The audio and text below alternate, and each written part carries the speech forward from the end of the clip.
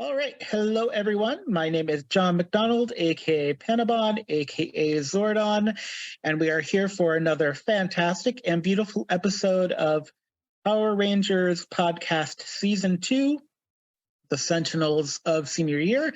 I'd like to thank everyone for listening in, who's been listening in through the entire journey, and enjoyed last week the fabulous, eloquent surprise of what I'm calling the Sentinel Allies, which allowed Cecily Adwell to regain a sword, which then there was much rejoicing in the hemispheres that watched this program.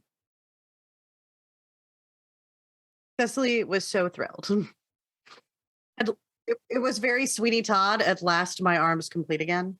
Your arm is complete again. Also, your arm is complete and you evolved a level as a ranger. And so what is going to happen is, as the Sentinel allies are revealed and as the story progresses, every ranger, as they gain an ally, will go up to whatever their next level is. And at level 7, the Blue Rangers get something called Grid Tech 2. Now, Cecily, I think it was at level 3 you gained Grid Tech 1.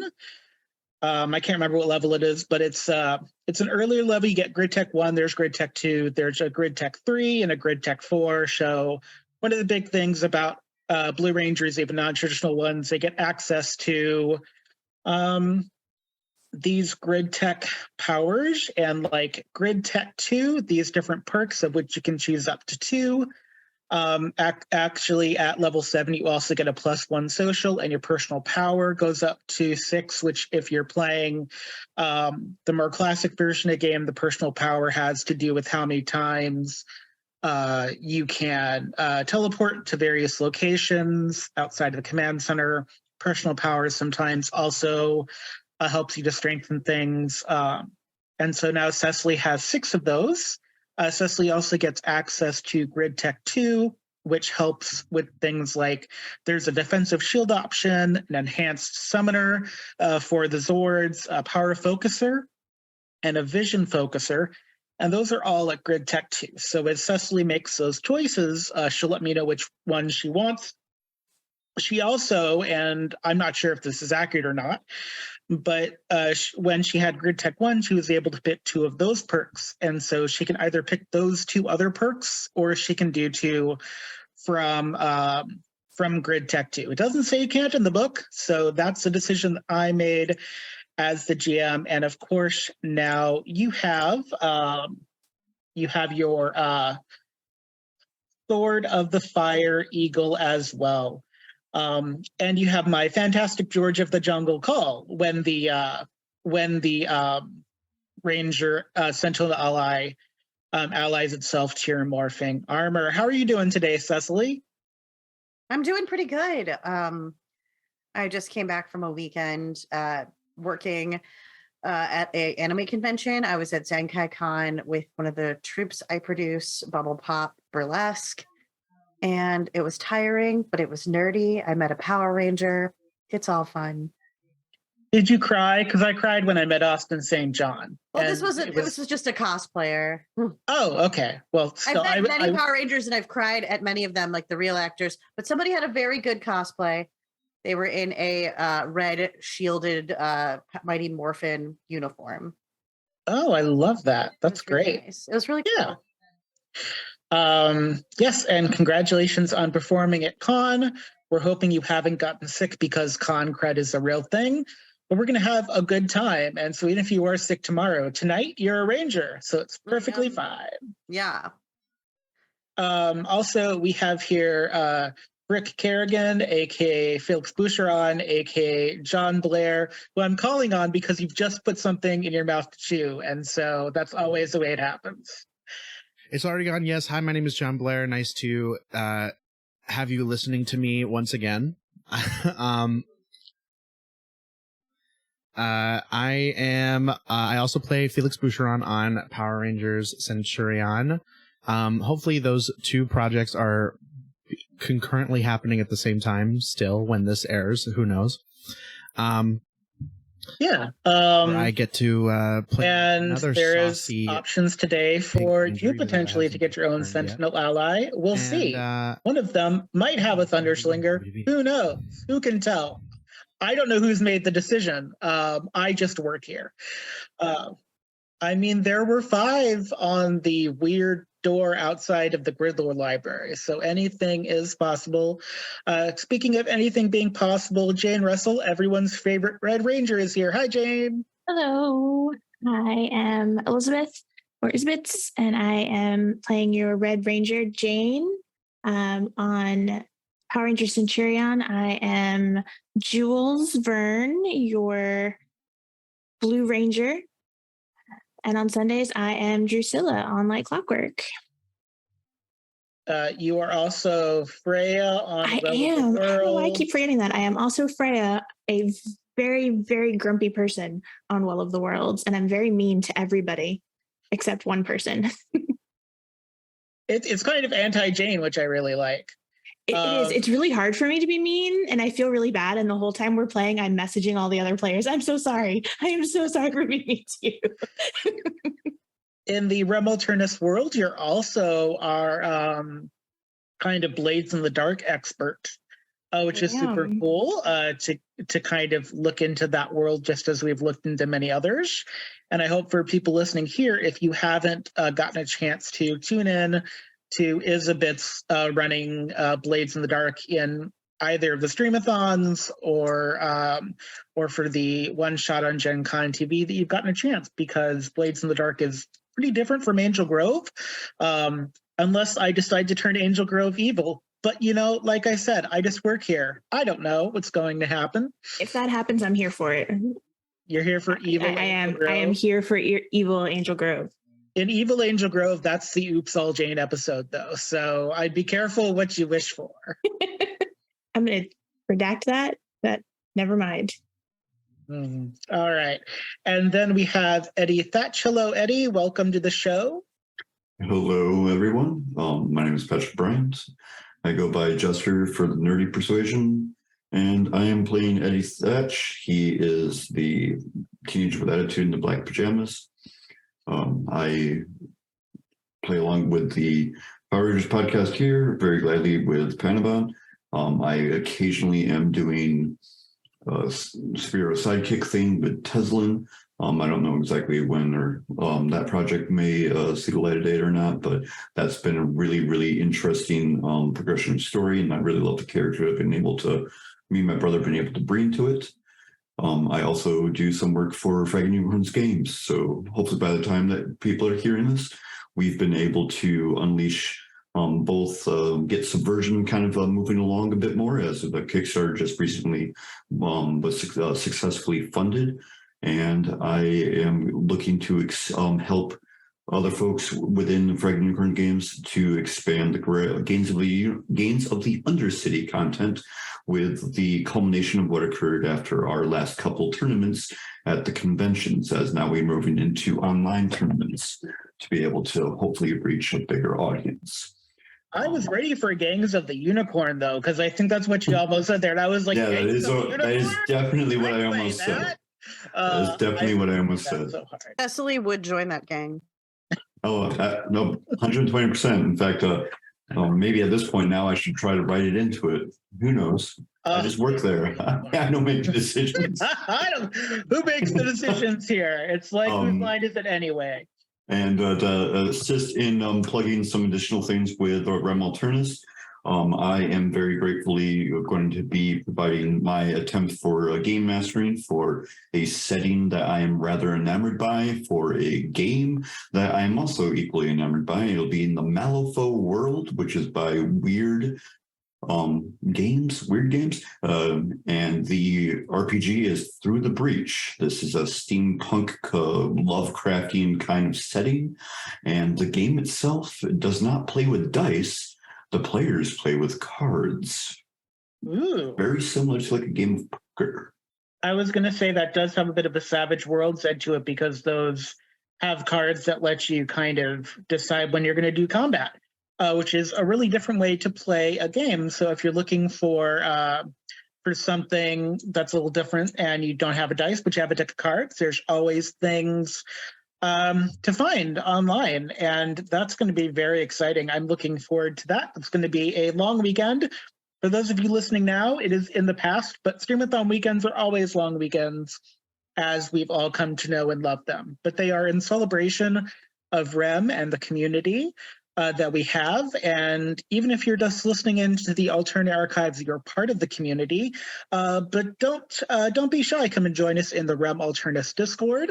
And we'd love to have you there. Any game that you hear that you want to try out, even including Sentinels of Senior Year, which will have hopefully a third season. We're always looking for people to fill in ranger roles and play NPCs. If you yourself would like to voice Ernie, I'm willing to give over the reins to that if you want to voice the town folks.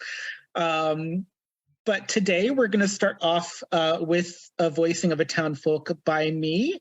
I would like to let all the Rangers know as we start that it is a Saturday. We're not having a school day episode. It is a Saturday. And we are going to begin with Eddy Thatch, who has some business they would like to attend to on this beautiful sunny Saturday. Eddy, what would you like to do? Oh, goodness.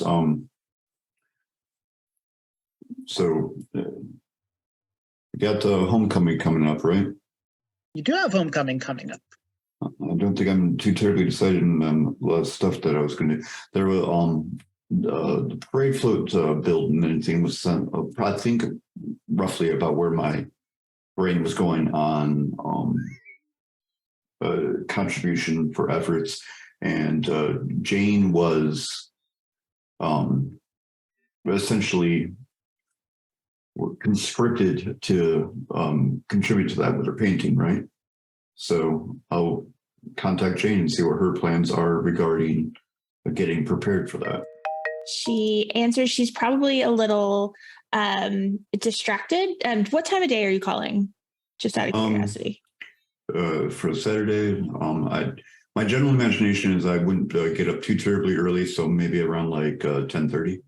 Okay. Yeah, she's probably a little distracted doing chores around her house, but yeah, hello. Hey, Jane. Have you had a chance to consider what you're going to be doing for the parade float? And is there a way that I'd be able to help you? I haven't really thought about it yet. And yes, I would love help. Did you have an idea? I am open.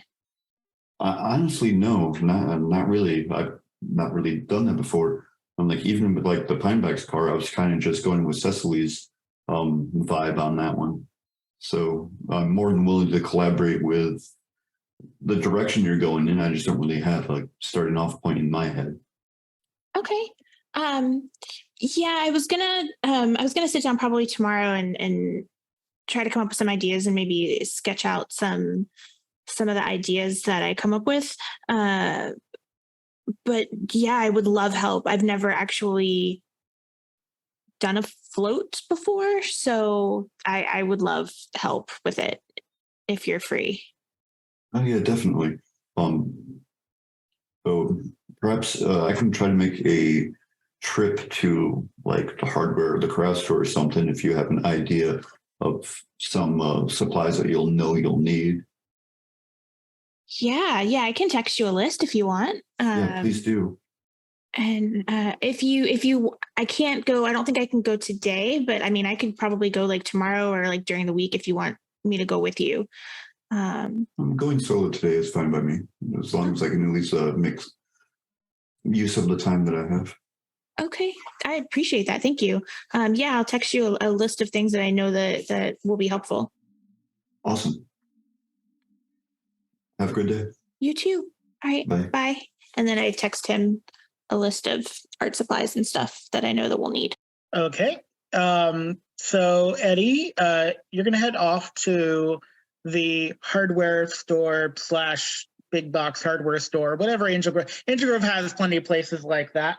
Mm-hmm.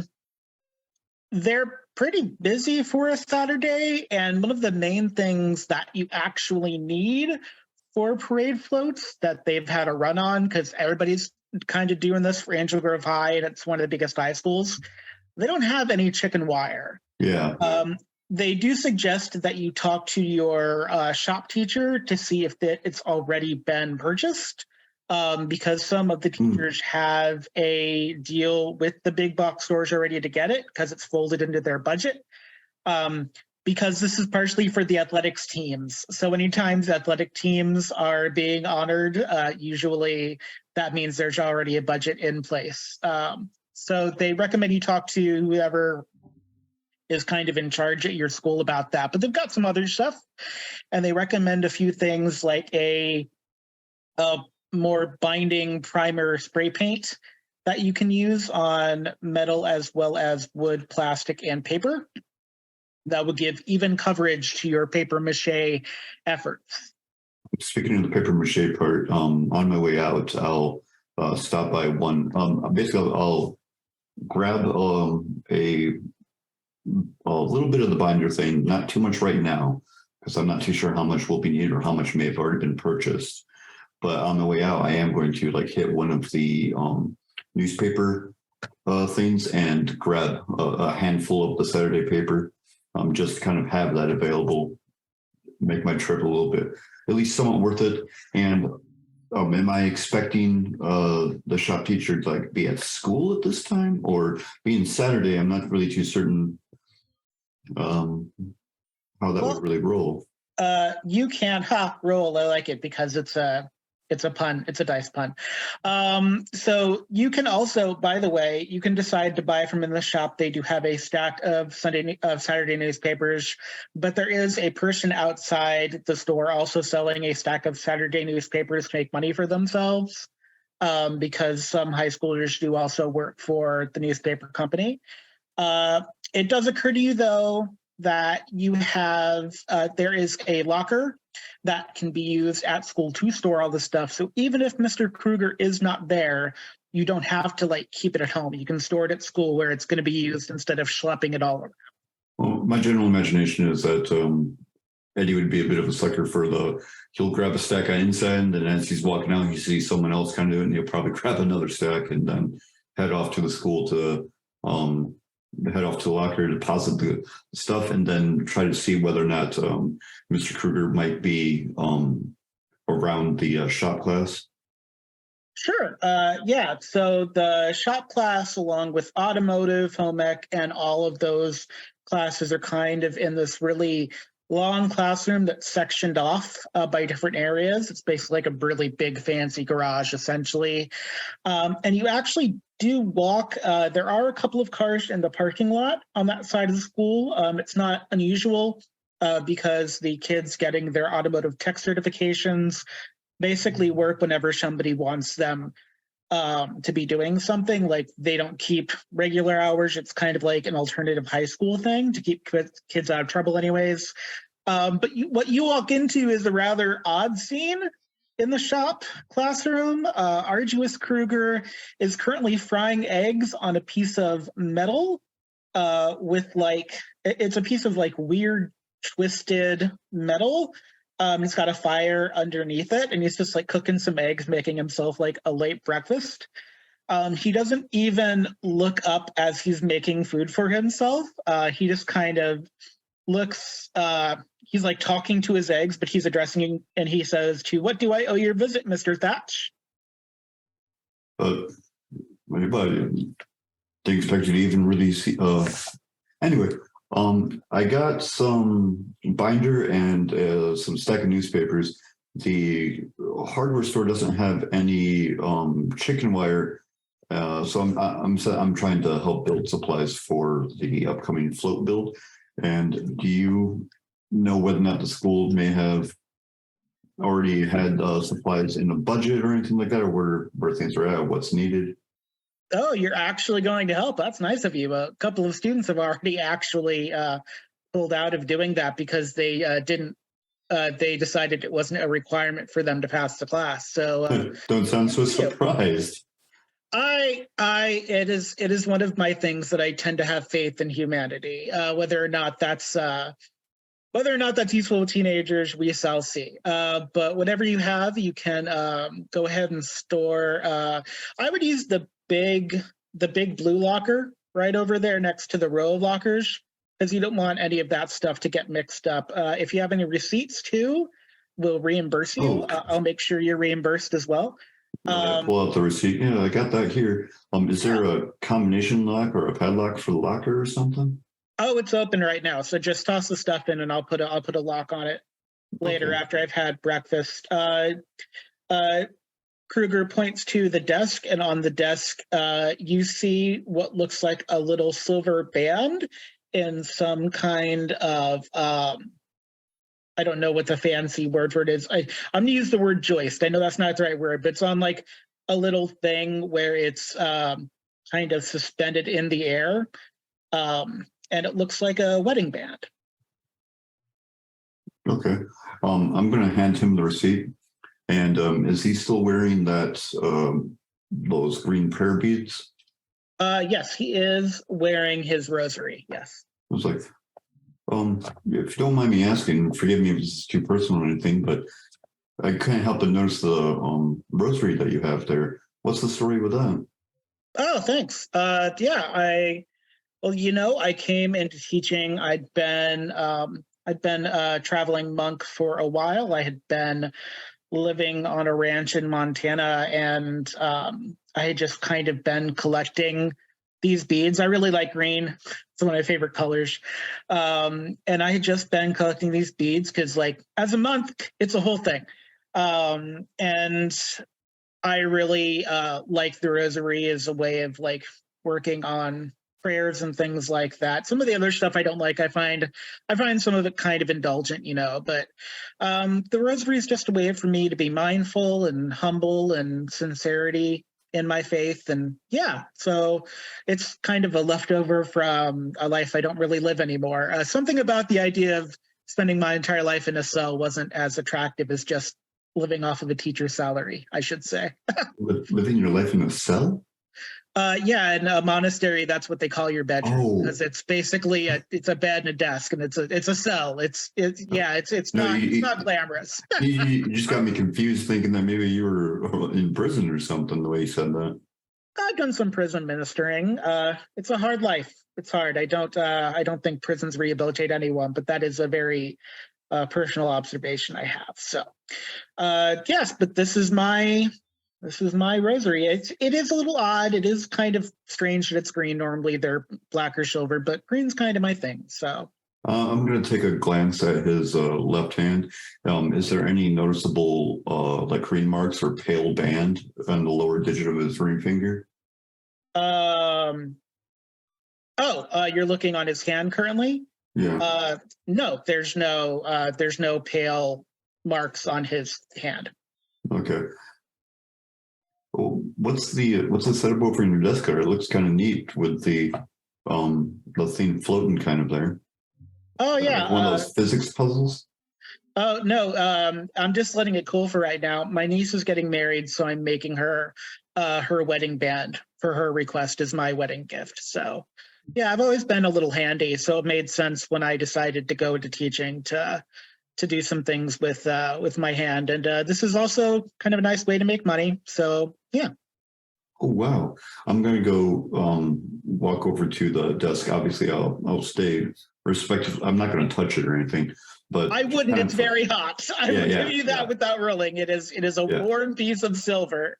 Is it just a like smooth band? Is there like any design work or anything that is noticeable in it? Or right now it's probably just shaping the base form, perhaps?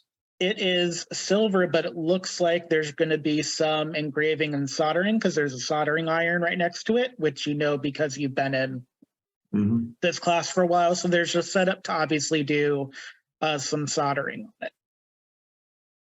Man, I can never get enough of creativity that people can have. I'm sorry to ask a million questions and all this, and feel free to tell me to be on my way if it's bothering you, but what's the intention after the main portion here is set? Are you going to be doing a jewel facet on one side, or is it like any engravement work, perhaps on the outside or the inside that you intend? Yes. So they're having a spring wedding, and my family has always really been big into nature and flowers. So I'm going to be doing some leaf work inside of it, actually. It's pretty intricate. Not something I can do all in one go anymore, not at my age. But yeah, it's a wonderful blessing to be able to do work with your hands like this. Not everyone is creative. Not everyone is thoughtful and sincere, and it's nice to be able to give to others. That's kind of why I do everything that I do. So when do you intend on doing like your next batch of work? Like if I happen to be available, would you mind a spectator or possibly an assistant? I don't mind a spectator at all. I don't think you're quite at the place to assist yet, but if you'd like to watch me do welding or soldering, you're more than welcome. But it would definitely be more spectator because it's a very specialized thing. And I'm curious how that leaf work would be applied to it. Is there any special significance for your family behind going with the silver over like gold or something like that? Not really. Gold's not as durable. It's a much softer metal. I much prefer silver for this kind of thing. Yeah, and my family's always been into nature, so the leaf was kind of an obvious thing over flowers. Flowers fade over time. The structure of the leaf is actually much stronger for the metal. Yeah. Being a wedding ring, I would imagine there might be like a diamond centerpiece part. Also, given the nature theme and your self-professed affinity for the color green, might be doing like some little emerald gemstones as an accent around it, or possibly as the main piece. Well, my niece is more into pink, so it's more likely pink if I decide to do that. But yes, green is kind of my thing. I think it has something to do with the time I spent in Indonesia and Malaysia, going through the jungles there while I was kind of looking for what I was going to do back when I was in out of the Peace Corps, but not living life yet. So green kind of comes all over the place. That sounds good. Oh yeah, it's so I don't tell a lot of students this, but as you've been in my classroom, I've noticed how you've worked with other students, and I find that you do this really great act with levity and with assisting others without distracting them, which is I'm very thankful in my class. I would recommend looking at the Peace Corps for after high school instead of necessarily traditionally going to college. You can do both, but especially for if you want to work with your hands or if you want to do something in another culture, the Peace Corps is a really great way to go, and I highly recommend it. Of course, I'm not quite a hippie. I missed out on that a little bit, but that was a integral part of forming who I was. So I always say the Peace Corps is a good thing to try. I've never really considered it. Forgive me for asking, but it's not like a religious organization, is it? Oh, no. Actually, they make sure that if people are religious, that they don't mind being in countries where people might be of a different religion or less religious. I myself don't talk about my religion a lot. I do wear my rosary beads, but so the Peace Corps is really about practicing language skills and going into another place. And like if you go to Africa, you're more likely to build a well or teach at a school than you would be to like practice religion, which I also kind of like because there's a place for religion, but not everywhere. It's something that you want to do with sincerity, and I tend to like to be a bit more private about mine. So. Yeah, I just not a judgment, not a statement to mean to be like mean, rude, or disrespectful. I just don't see a lot of value in that given some things. So, yeah. You mean the Rangers? The what? The Power Rangers. The value in the Power Rangers? I meant a religious no. It's like missionary work. Like when I think of Peace Corps, I think of like I was thinking of like missionary work, and I didn't realize that there was a distinction between the two. Oh yeah, no, the Peace Corps aren't missionaries at all. No, that's why I joined them.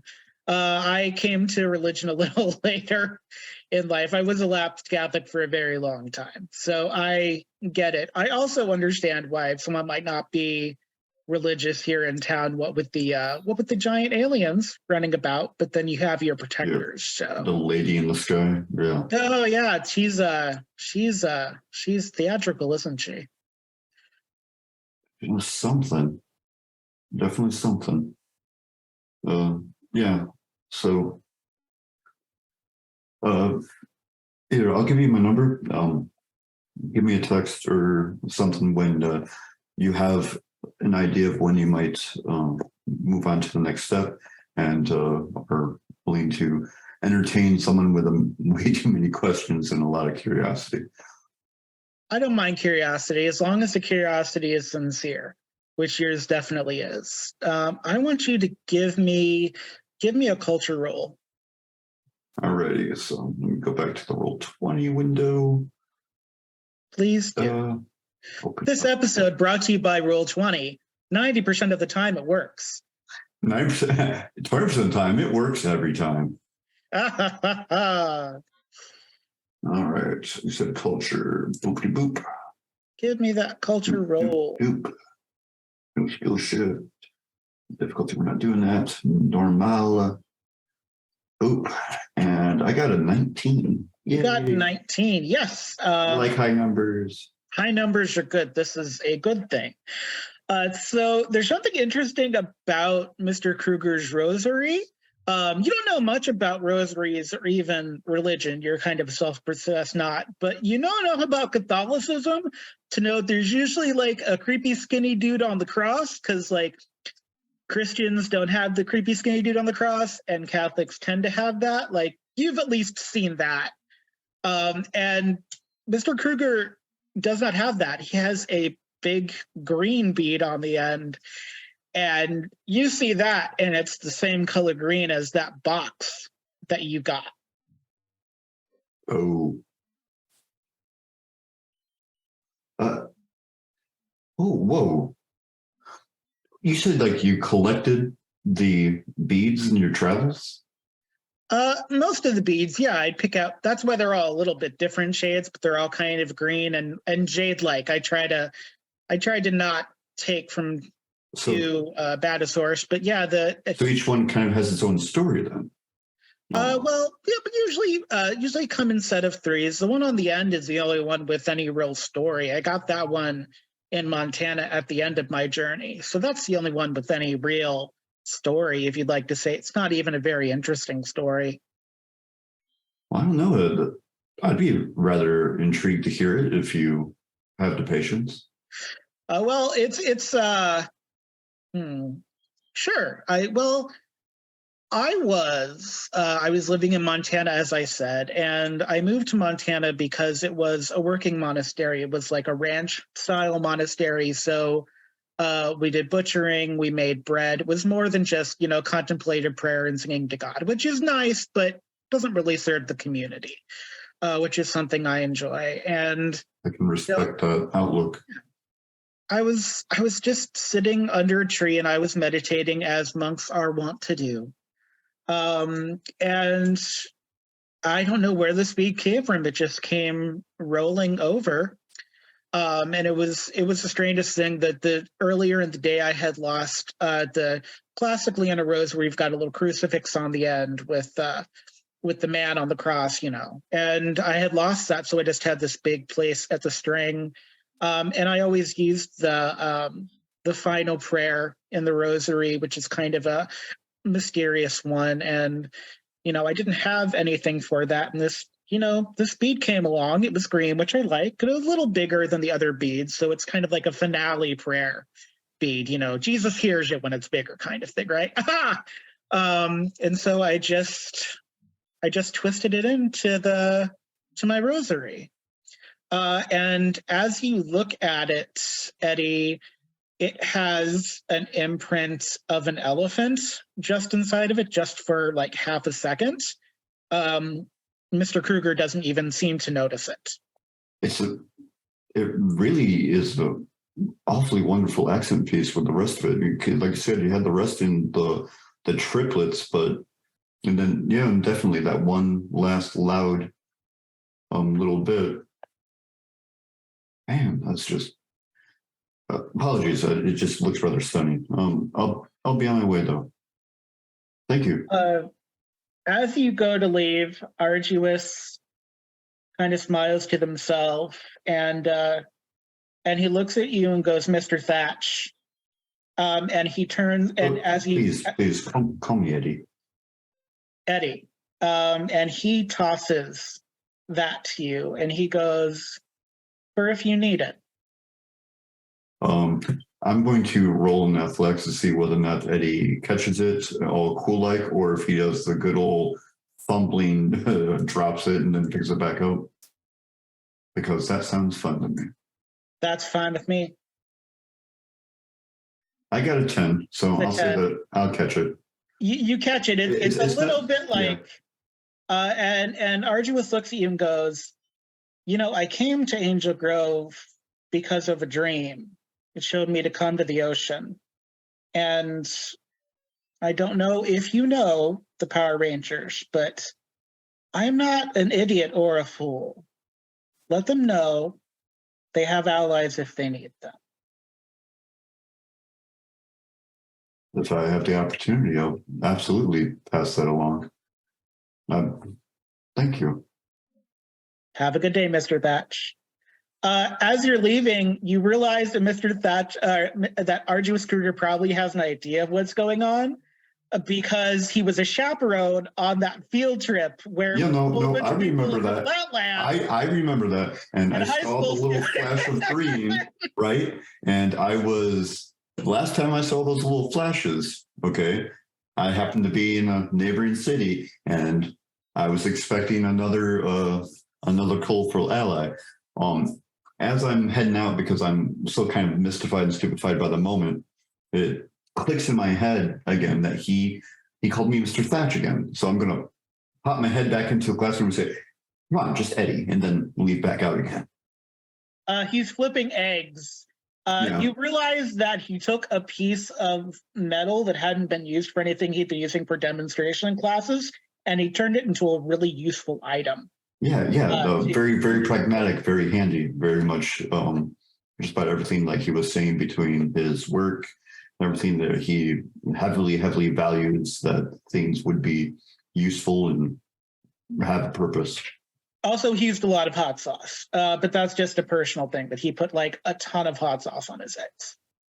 Well, when you get older, your taste buds might not react so well. Yep. I will say that it's at that point that you get a text from someone else in the Ranger group, and we're going to backpedal a little bit to right after your call with Jane. Mm-hmm. Brick or Cecily, either one of you, did either of you look in the paper, or were you watching TV this fine Saturday morning? Brick's parents usually have the news playing in the morning while he's sort of going on about his day. And what one of my favorite parts of the news are those awful commercials that they do for hometown events that are very kitschy and very much come down to the Civic Center for this and this. And they're very much low budget, but they're very quaint. You've seen advertisement for what is being called a building block convention, and the tagline is, "They're definitely not Legos." And that's happening this weekend at the Elgard Business Suites and Conference Center, which is where everyone goes to do things like, Angel Grove doesn't have a Comic-Con, but if it did, it would happen here. There's also going to be a giant pot of food carts, which is what they call when 10 or more gather. There are picnic tables for outdoor eating space. The kind of draw this weekend for the Building Block Convention is that they want to break the world record for the biggest block-styled city built in one weekend. Again, they remind you, they're not Legos. But happening right across the street from this Building Block Convention, they have a they have an animal rescue that is also having like an adoption-a-thon weekend event.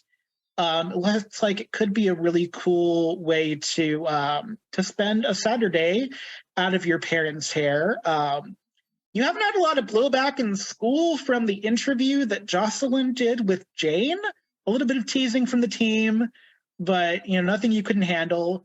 Your mom has been getting a lot more curious about Jane, though, because as with all things that you do, she's a admirer and your biggest fan.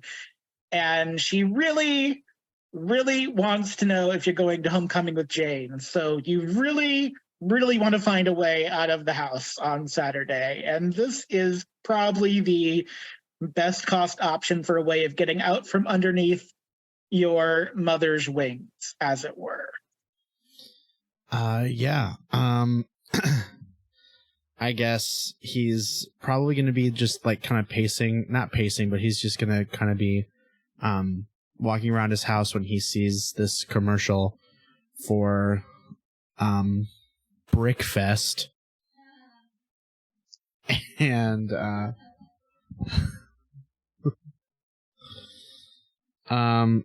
and he's going to just see that it's in town at the convention center, and he's just gonna as his mom is about to accost him about his plans for possible homecoming, he's going to quickly leave out the front door. And she was like mid sentence about your allowance, by the way. She was like, so do we need to add an extra for like a corsage or a tuxedo rental or like a town car rental? Brick, dear, where are you going, Brick? Sorry, I just realized I promised a friend that I'd go your dad's to voice. Brickfest. Leave the boy alone. Sorry, the brick show. Anyway, I gotta go, Mom. See ya later. And he stumbling out the door. And I get in my car, or a car, and I drive away. And I decide to give Jane a little ring-a-ling ding-dong. Hey, what are you doing right now? I just finished doing some chores around my grandparents' house. Why? What's up? Are you busy? Do you have plans for today? Is there something you need to be doing that you don't want to be doing right now? I don't have any plans, no. Cool. Do you mind if I come pick you up? Sure. Right now? Sweet. Yeah, I'll be there in a jiff, and I'm gonna just hang up. Oh, okay. And Cecily, as that's happening, your neighbor Carlotta has just given you a free pass for the animal rescue event because she wants you to go talk to their specialist to see if they have anything to help handle the bees situation. Yeah, I can totally go to that, and I could probably see if there's any livestock people there to talk about my chickens. That is definitely something that they can do for you. Is anyone calling Eddy to see if they would like to join them at either event? I think that Eddy has kind of shown a little interest in her chickens. So she's going to like shoot a little text like, hey, going to an animal care event. I'm going to go check up on some bees and maybe see some stuff about my chickens. You don't have to come, but if you're interested, this is where I'm going to be. Pin drop. And Eddy, that's the text you get as you're leaving Kruger's classroom. At the same time, you actually get a text from the Secret Society for the Sleight of Hand, calling you to a not an initiation event, but you're getting a little farther along in the process. So it's like a thing that you kind of need to be at. I realized this time I was muted, so I'm gonna message back. I might free up a little bit later. Right now, I got something going on. I apologize if I miss it, but I would love to try to make it if I can manage. And send that back, and then I'm assuming the Secret Society thing was kind of like time sensitive, like now kind of thing. Yeah, they really only send you things day of. They're not really it's less spontaneous. It's more like if we send you thing a day in advance, it may not be a secret when we need it to be a secret sort of thing. They did tell you there is a code word, and the code word is Houdini, so you're pretty sure it's like a magic lock kind of thing, but it's hard to say because Houdini could mean anything. Like you got a text like 2 weeks ago about Tesla, and that wasn't about what nearly you thought it was about. So who knows? If it's about Houdini, hopefully it's not about getting punched and having my organ rupture and then dying shortly later. Nope, that's how initiation works. But that's spoilers for later. All right, so I'm going to either follow up the text or go to whatever the location I may or may not already know of. I'm going to follow up on that the Secret Society lead thing. Yeah, and they do have a cell phone policy, so they do have like a basket that you have to give them to, and then like when they do a meeting, you're like in a skiff environment. Like they take the secret part of Secret Society seriously. I would probably with that knowledge of the system, assuming it's not the first time they've done the basket thing, just leave my phone in the glove box of the car locked. Yeah. So Eddy may or may not join, but they got something very important from Mr. Kruger, who seems to know more than they let on. Or perhaps that's just the way a shop teacher with all 10 fingers rolls. Who knows? But more importantly, you've got plenty of material to build this parade float with Jane later. Cecily, a question for you. Yes, indeed. It is a very lovely day in Angel Grove. So you can get down to that animal rescue via public transit. You do not have to burn fossil fuels. So you can potentially take a very lovely, not subway, it's like what Chicago does with the above ground trains. I don't really know what they're called. Like the L, whatever, like the elevated train. Yes, so you can take that and that lovely. Yeah, I was thinking that, or like, she has a bike? Okay, you can also ride a bike. They have that. That's the part of town where they have like an artist that did like bike installations. So you could like put one up next to like a T-bone steak. You could like put it on a chain link fence that looks like a person jumping up and down. They have one now that looks oddly like Alpha 5 if they were made out of like metal scrap, but that's probably a coincidence. Probably. Yeah, I think she's got like one of those old-fashioned 1950s bikes with a big basket in the front. Cool beans. Are you taking anything with you, or are you just taking? I think she'll pick up like a bag of like cat litter from like a store on the way, so that she has like something to donate. Oh, that's nice. Yeah, they'll appreciate that. I'd like you to take a story point for cat litter, and if you have not taken a story point for being just in this episode, please do take a story point, everyone. Yeah, that's great to do. The cat litter's not too heavy, or you're used to the weight. The other question about the thing that you need to carry with you is that after your revelation in last episode about the red Sentinel cube, that is a physical object that does need to be carried with you. So do you have yours with you, just in case? Yeah, I think I have it in a little backpack. Okay. Cute little cottagecore backpack. That's perfectly fine.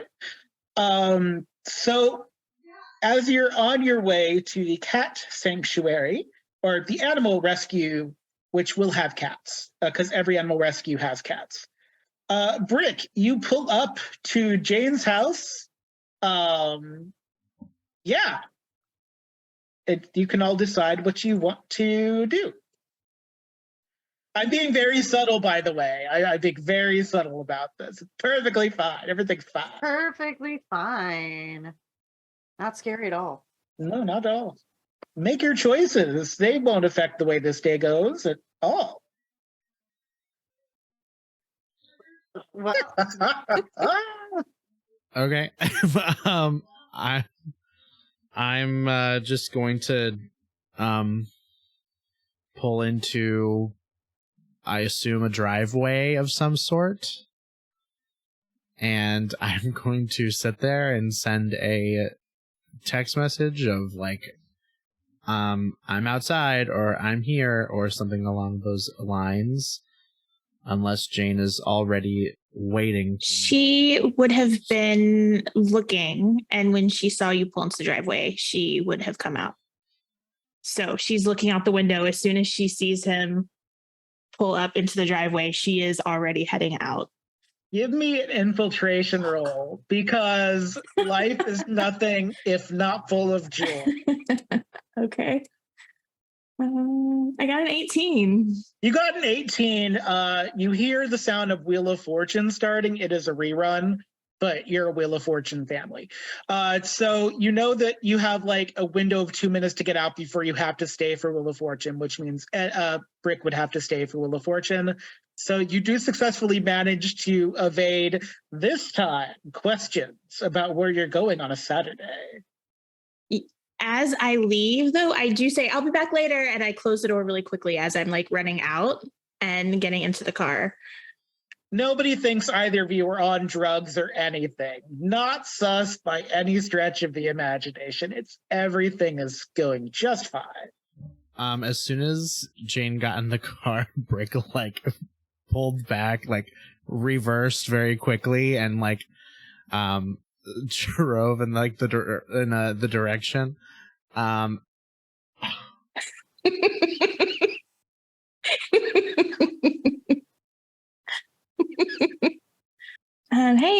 Hey. So where are we going? Yeah, Jane, your grandmother, who's your grandmother, you said was the protective one? Grandfather is protective, grandmother is nosy. Yeah, well, your grandmother definitely heard that and just saw the very tail end of it. So she doesn't know it was you in that car, but somebody just been out of the driveway. So gonna want to think about that for just later. Just tuck it away for extra flavor.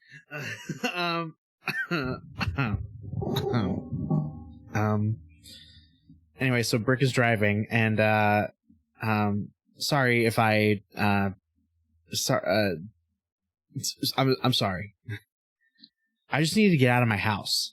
My mom is being really weird and is asking me all these questions about like homecoming and all these other things that I have to do, and everything was just like kind of piling up, and then there's all this ranger stuff that's going on, and I just needed to like get out and clear my head, and you were like the first person I thought of calling, I guess. Yeah, no worries. I'm sorry about the whole interview thing, and if it's made things uncomfortable for you. She caught me off guard, and I didn't know what to say, and things just kind of slipped out. And Jane, don't worry about it. It's okay. I know the kind of person she is, so I know as soon as I saw that like she was digging, I knew that like there wasn't anything like really, you don't have to apologize. It's fine. Anyway, so I just wanted to let you know we're going to a I don't know. It was like Brickapalooza or something. we're going to that? Yeah, some building stuff. I saw it on the TV, and I thought a good way to kind of like zone out would be to just play with some bricks, you know? Yeah, no, I saw something about that the other day and thought it looked like fun. So yeah, definitely. Sweet, awesome. And then we're gonna drive there. Yes. You're also It's also a good time for food, so you could stop at one of the food carts in the pod as well. Oh, okay. Are you? Yeah, sure. Are the food carts like in the? So like we're going to this like convention center place, and there's like food carts around, or like are we going? Or are the food carts in a separate area from that? So once you park, you've got kind of the indoor entrance, or you can go to the outside entrance because you're parking a little parking garage, and there's like a cute little park across the street, and that's where all the food cart pods are. They like made a concerted effort to make downtown, at least that portion of it, walkable for like all the conventions and business travelers. So you got like a park with little picnic tables and a cute little grass area, and sometimes the animal rescue will like walk the dogs up and down the block. But yeah, it's all right there. You know, they don't want you to leave the convention center once you're there. They want you to have everything you could possibly need. So cool, awesome. Brooke is gonna get out of the car, and as Jane is going to get out on her side, Brooke is going to yell at her to stop, and then he's gonna run to the other side of the car, and he's gonna open the door for her so she can get out. That's so adorable. And he's like very flustered, and he's just like, here, you can get out now. oh my god, this is amazing. I'm so happy right now. Thank you. That was very sweet of you. And she like awkwardly gets out. And thank you. Yeah, no. Are you hungry? There's like some food trucks over there. I haven't eaten anything today, actually. I just realized that.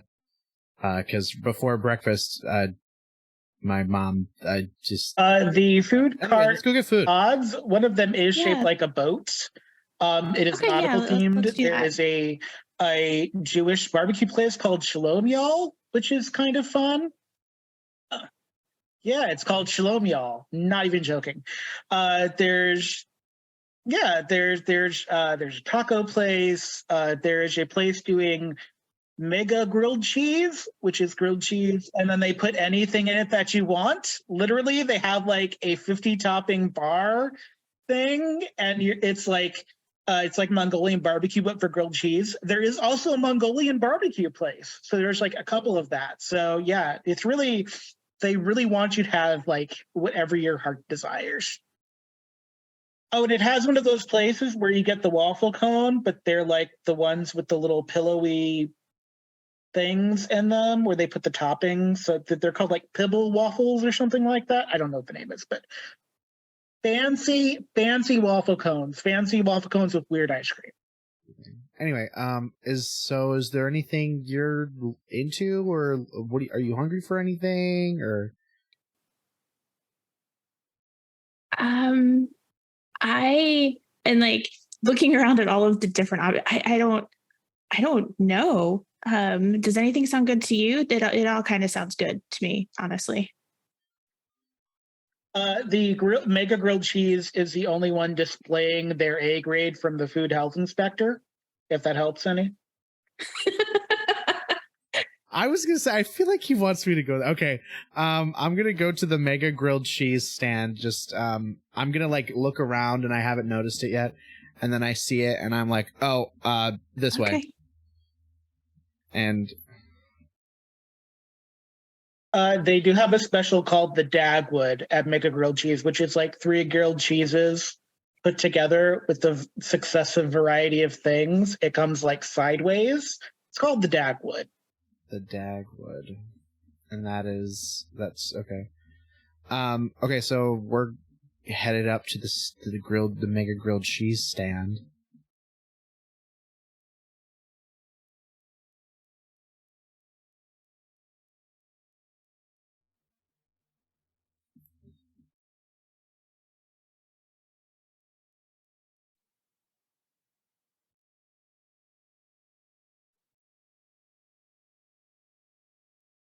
Hi there! Welcome to Mega Grilled Cheese, where we have all the grilled cheese you'll ever need. Sorry, they make me say that.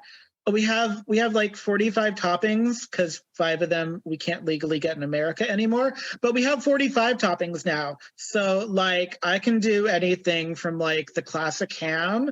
We do still have some squid, but I wouldn't recommend the squid. No. So we also can do like burgers, like patty met style. We can do like not moons over my hammy because we can't legally say that, but we have like 4 types of eggs we can do. We got peppers, if you like peppers. We got onions. We could do like whole pieces of garlic. Not many people get that. Oh, we also have like, here's your list of cheeses. And there's like a list of like 14 different types of cheese. Yeah. Okay. All right, cool.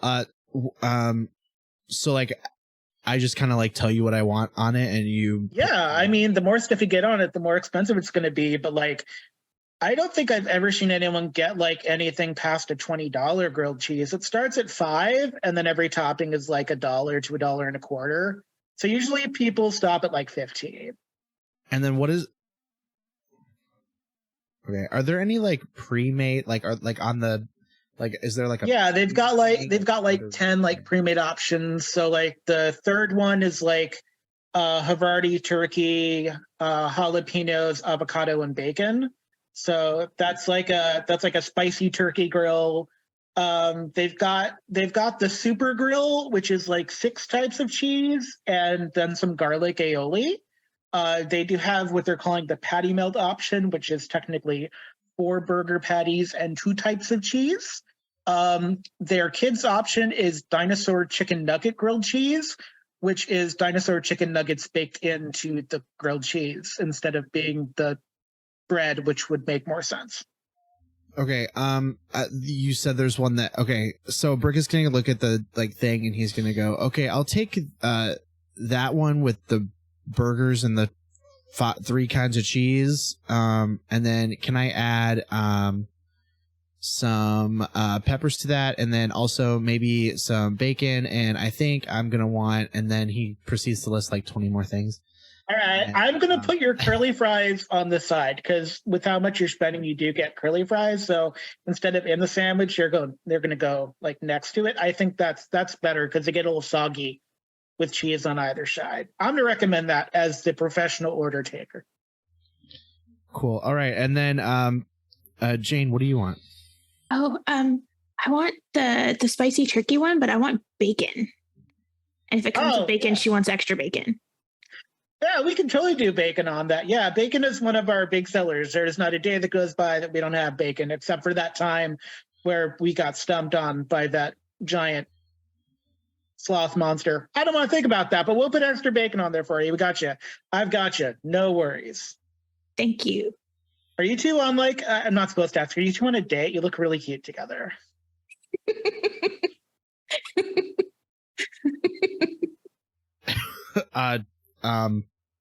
Thank you. And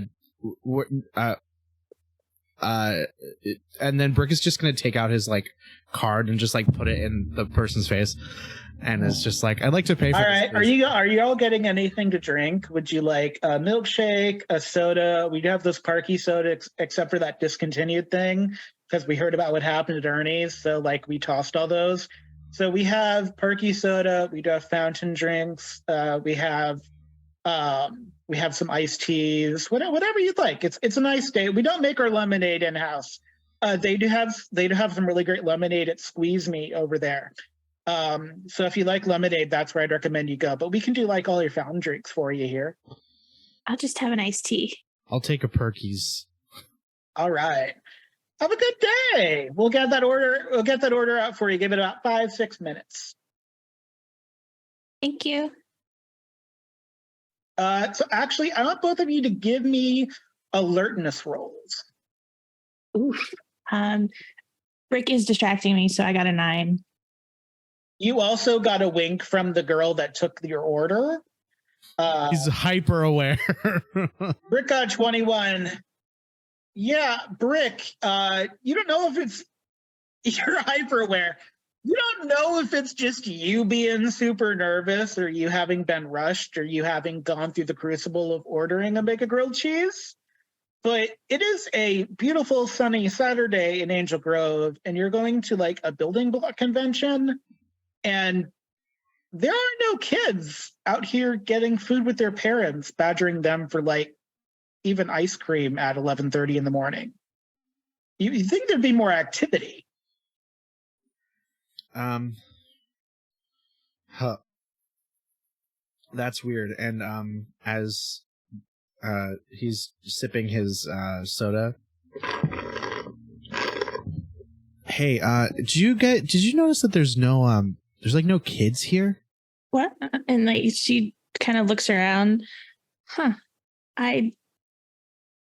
Yeah, like isn't it weird that like we're at like a brick-tastic convention thing and like there's no children here in this park or anywhere that I noticed. Not that I'm thinking about kids while I'm with you or anything. I just noticed that there's no children in the park, and sometimes there's children in parks, and I just yeah. Anyway, there's no kids. We should go to the thing now, I think. Oh. Order up. Your food is ready. Please do take a story point for that amazing soliloquy. Better than Shakespeare. It's everything I didn't know I needed. That was amazing. But Jane, Brick does bring up a valid point. Now that you're both sufficiently feeling a little awkward about things, Brick is right that there aren't even a lot of adults around for any of this going on. It is a beautiful, like, again, it's still essentially summer for a little while longer, even though you're back in classes. It's summer on the West Coast or fall on the West Coast. So it's still very temperate. It's weird there aren't as many people out. Did they not promote this very well or something? There's not, I expected a lot more people here. This is weird. Do either of you have any of those hagstones still? Are either of you two in possession of one of those hagstones? Jane doesn't. I think Brick and Cecily. I had them. I had one of them, I think. Can I roll something to see if I have it? Yeah, give me because infiltration is like sleight of hand, right? I'm pretty sure. I'm getting really carried away with the awkwardness of it all, but it should be give me infiltration or give me infiltration or streetwise, whichever is higher. Oh, I have a 6 in streetwise, so Wise. nah, come on. That's an 8. Can I re-roll for that? Can I re-roll for that or no? An 8 is pretty high, so I don't because it's not going to be super significant to the plot. So okay, I mean, you can if you want to, but like it's it's fine. It's fine. I'll save my 15 story points. Well, you should start spending them when you need to, but yeah, that's not something that's necessarily. Just so that I know, Cecily, do you have the other hagstone? Because there were 2. I think she's always got it with her in her little mini backpack. She's got that and a deck of oracle cards. Have you looked at? Go ahead. Oh, I was just gonna say my thing would be like that. I in the rush to like whatever, I just put on like a pair of pants, and I probably left it in the jean pocket or something, and I forgot about it. So I was just gonna be like, oh, it's in the same pair of jeans that I wore to the thing. But if your dino buckler wasn't on your belt, you'd be totally pulling a Tommy where he like leaves things in places that he needs. Yes. So Cecily, have you looked at your oracle cards recently? I think whenever I am kind of waiting somewhere, it's something that I'm kind of doing because I don't really like Cecily doesn't like scrolling on her phone really. She gets really bored with social media really quickly. And so I think she does it whenever kind of just as like a play around kind of thing. If she's sitting somewhere waiting for something or like other people are busy. When was the last time you looked at your Oracle cards? I'm going to say sometime this morning. Okay, then I definitely need you to give me a culture roll. Oh, right. Let's go, Cecily. And while you're rolling this, talk to me about your Oracle cards. Were they personally made for you? Did somebody invest energy into them? Or is it like tarot for you? Or do you perceive Oracle differently? They're like a card set that she got from her first Ren Fair that she ever like was a cast member of. I'm grabbing my cultural roll, sorry. And they are gilded with medieval paintings on all the different cards. And they're all like, it's like kind of girl power themed. Nice.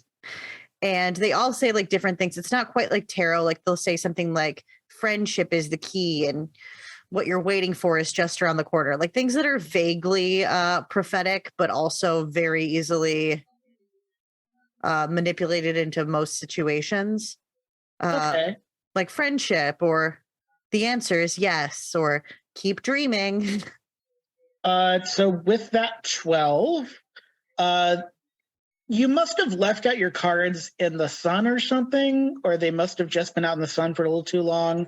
Because the first couple you pulled from your Oracle deck just kind of this morning to give yourself a thing for the day before you went out to try to get your chickens to come out of the coop, which they are not doing, by the way. Like, they're not more freaked out, but they are just like, none of them are coming outside now. Like, they just will not do it to save your life. Like, not even that they're not giving you eggs, like literally they are just not. It's like they're preparing for something, but they don't have the wherewithal to know how to prepare. Okay, that's ominous. Yeah, but your Oracle cards, which are, you've kept them in pretty good shape. You've worked Ren Fairs, so things happen. The first couple of ones you pull are kind of faded, like they were just in the sun for too long. Like, you can still read them, but they're not vivid, they're not grand, they don't really. Maybe it's time to get a new one of these couple of particular ones, because just a couple of them, so yeah. I like make a note that I'm gonna reach out to the artisan that sold them to me, like, maybe I'll have to talk to them once I get to the fair this year and see if I can get replacements, because that's making me a little sad. Yeah. But what's happier is that you're going to get to the animal rescue.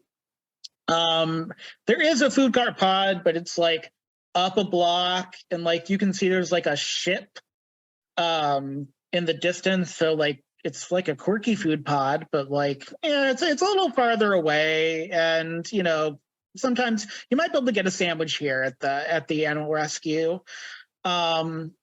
Mostly the animal sanctuary has set up their animal rescue event outdoors.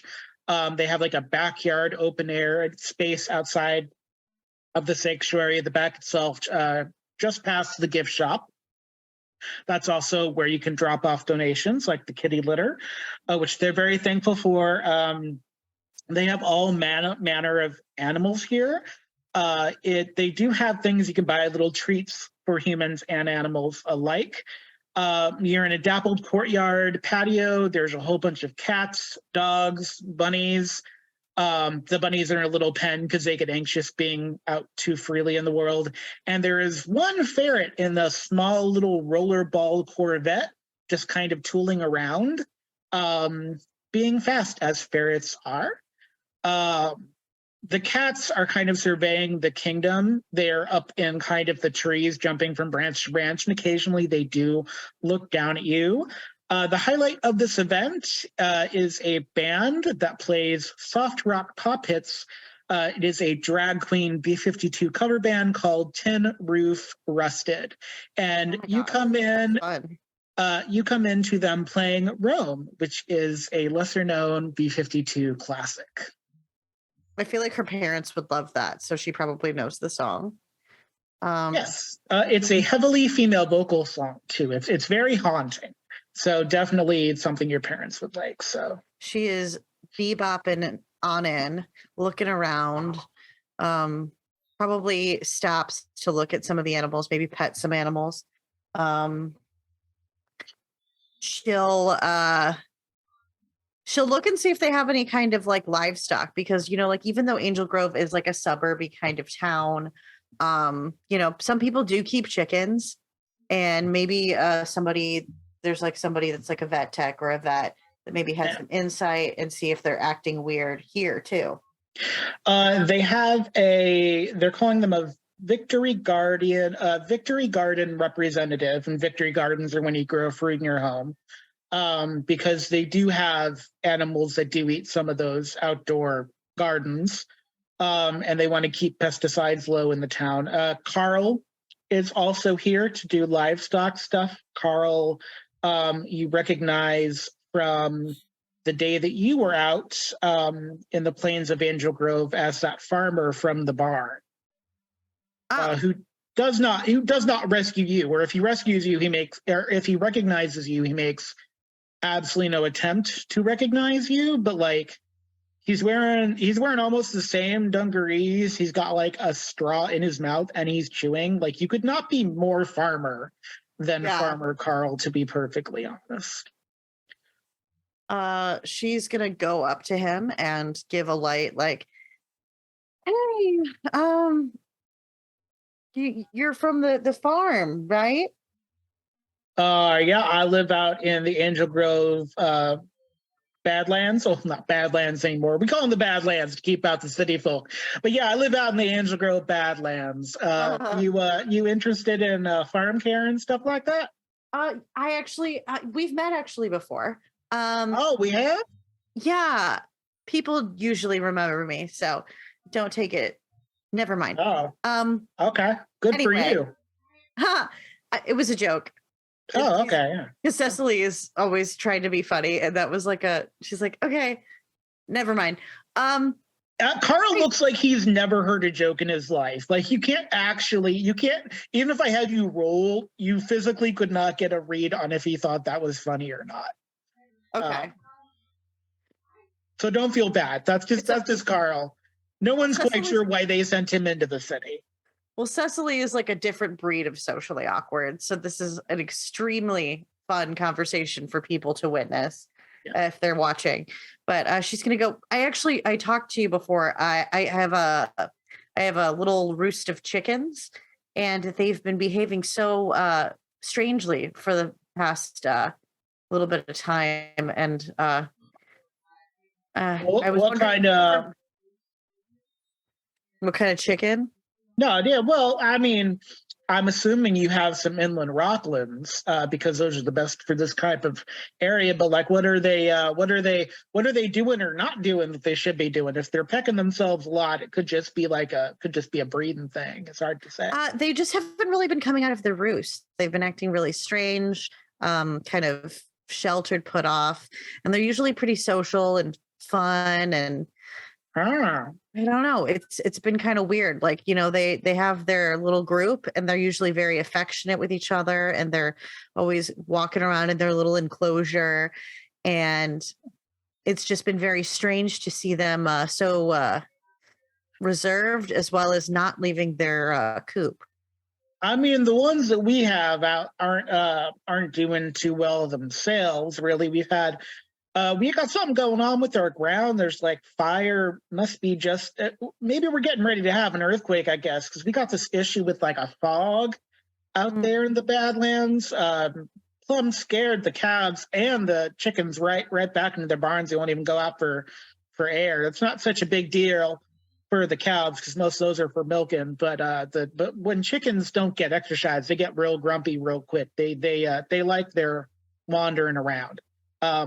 Bad for the rain, though, because then they look up and they drown themselves because chickens aren't always the brightest creatures. God love them.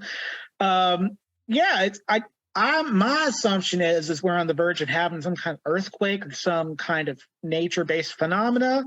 But then again, we also live in a city where they're like weird giant creatures coming in. Like for me personally, I don't want to be an Angel Grove proper because I don't know what y'all are doing, but like you got some big creatures destroying malls and turning people gray, and I don't know what the Sam Hill's going on here. But if I were your chickens, I'd be staying inside too, frankly speaking. Oh no, I completely understand. But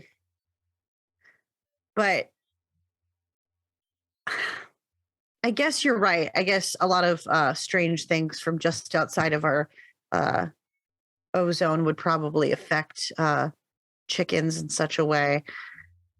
Yeah, they're real good. They're actually better than dogs at figuring out like geological phenomena. Like usually when they get spooked, it's because they know something's coming. Right. Right. But I don't know. Have you been noticing? Have you had that kind of same? It's weird. It's like steam coming up from the ground. It happens all day long. It's the weirdest thing. Yeah. And I was wondering if you had any insight about bees. Because I feel like, Oh yeah, I would love bees. Bees are great. You know, honey is one of our greatest natural resources, and they make it all the time. It's stupid. They make so much of it. They can't sell any of it, so we got to sell it for them. But you know, they can drown in honey. You know, the right kind of honey, the right kind of flowers. My mama did honey. That's how she made all of our money for the family. Daddy, God rest his soul, couldn't do nothing after the war. Yeah, so bees are something I'm pretty well versed in. have you had any troubles with bees recently? Because Well, we can't. We aren't doing bees right now. We're going through like a drought season, so we haven't done bees in a couple of years out in the Badlands. Also, because if we got a big monster that comes out and smushes our bee boxes, there ain't nothing I can do if they smush the box with all the bees in them. So I like bees. They keep busy, and I enjoy the buzzing. You know. I can agree with that. I can agree with that. I do enjoy bees as well. Well, thank you for your insight, my friend. You seem worried about something though. Like, are you doing okay? I mean, obviously, I've seen the news, so I know you city slickers are like under constant harassment. But like, you seem like you got some kind of heavy going on with you. If I may, ma'am. Well, yes. I appreciate that. Thank you. Yeah. I guess my chickens are weighing on me a little bit more intensely than I had initially thought. Oh, what'd you name your chickens? Because you know everybody names their chickens. Did you do like a cartoon name? Because I got some friends that did the Hanna-Barbera, and I got some named theirs after superheroes. And I myself was like a big Roy Rogers, so mine are all like a quintet of like I got my Willie Nelson chicken, you know, kind of thing. What kind of names you gave your chickens? Oh, mine are named after the six wives of Henry VIII. I used to have a You got a Catherine Parr? Yes, I do. There's Anne Boleyn. Anne of Cleves is my personal favorite, but oh, that's cute. That's cute there. I appreciate that. Yeah. One time I did have a little Mary and Elizabeth, but I gave them away to a friend. Well, I reckon the cats can smell the chickens on you because they've been taking a personal interest in you. I don't know if you've looked up, but they're kind of looking at you there, little lady. Yes, and if you look up, not all of the cats none of them are like staring at you intently, like they're waiting for you to like give them a command. But all of the cats are pretty much congregated around in the tree line, kind of looking down at you. And it's not an unsettling thing. It's just the fact that they're like most of them are there. But I guess that could be unsettling. Yeah, no. I'm like, I think that Cecily's gonna go meow, like just be like trying to like make it funny. Like, a gray one meows back at you, and this one, I'm not gonna make you roll an alertness. This one is gray. Like it's not a fur pattern, black and white mix. It's literally a sleek gray cat. Like if you picture like a black cat, but gray. I think she's going to lean up and go like, They are very far away, so you cannot lean up and like reach the cat, but you can at the cat all you want. Please give me an animal handling roll to see how the cat takes your call. let's go, animal handling. I think you're the first animal handling role of this entire game in the 2 years we've had, however long we've been playing. It feels like a wonderful 2 years. And homegirl got a 17. That is a 17. Have you ever seen a cat be bemused? Like amused by a human deigning to address them the way that a child would? I say that as my cat is literally staring at me with that expression. So yes. Yes, that is the expression you get.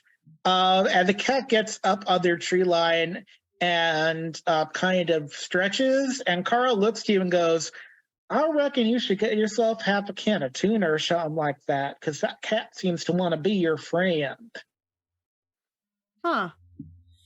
Never been much of a cat person, but maybe today's a day. And she's going to go over to like another volunteer and be like, do you got any like cat treats or catnip for that cat?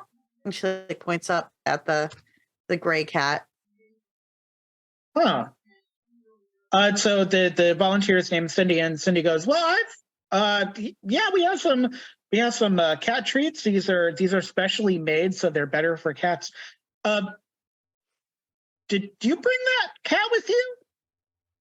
No, I was just talking to the gentleman about my chickens and some bees, and Oh, I hope he was nice to you. It's hard to read Carl. He's a sweetheart, but he's very like salt of the earth. So anything you said that was rude, don't take any offense. oh no. I didn't find anything rude. I mean, I've spent summers hanging out with people who are meat sellers, so I've spent time with much worse. Never mind, he's not a bad person. Yeah. I guess I'm just talking too much. I apologize. Yeah. No, don't. I love people talking. We don't get volunteers that talk hardly at all, and it frightens me all to pieces. They don't even talk to the kittens, and you're supposed to talk to kittens. No, it's just that gray cat is not one of ours, but it does have one of our collars on. That's very, here, sweetie, here's a little bag of treats for you, I guess. Maybe a cat chooses its owner. Maybe this cat really likes you for a reason. Hard to say. Huh. Okay. Well, thank you. And she grabs the bag and she's like, okay, now I'm determined to get this cat's attention. Tin Roof Rusted starts to play Love Shack, by the way. As my actual cat is crawling on my lap.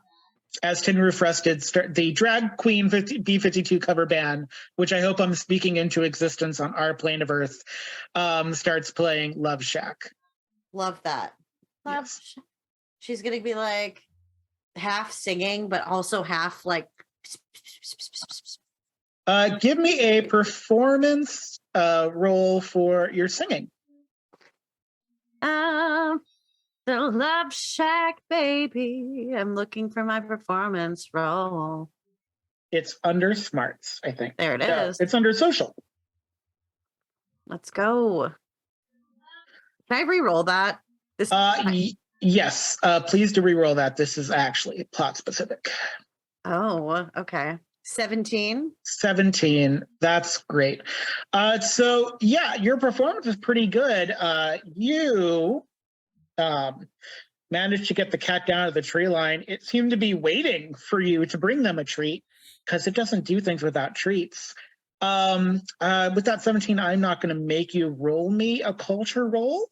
Did you ever see Men in Black? Not Cecily, maybe Cecily, but Lottie, did you ever see Men in Black? Yes, I have seen Men in Black.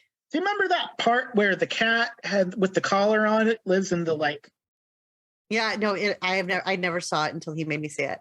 Oh, it's a great movie. Vincent D'Onofrio is the bug. It's everything you want. It's so much fun. The fun thing is it has a cat that is in the autopsy clinic, and it has like a little marble of the universe on its collar. Do you remember that scene in Men in Black? I don't know if you remember that. Okay. Yeah. So this cat has a blue marble on its collar. Doesn't have a name tag. It has a blue marble on its collar. She's gonna go, come here, marble. And she's gonna like inspect it. Great. I will have you do that culture roll for me now. Give me that culture roll with edge.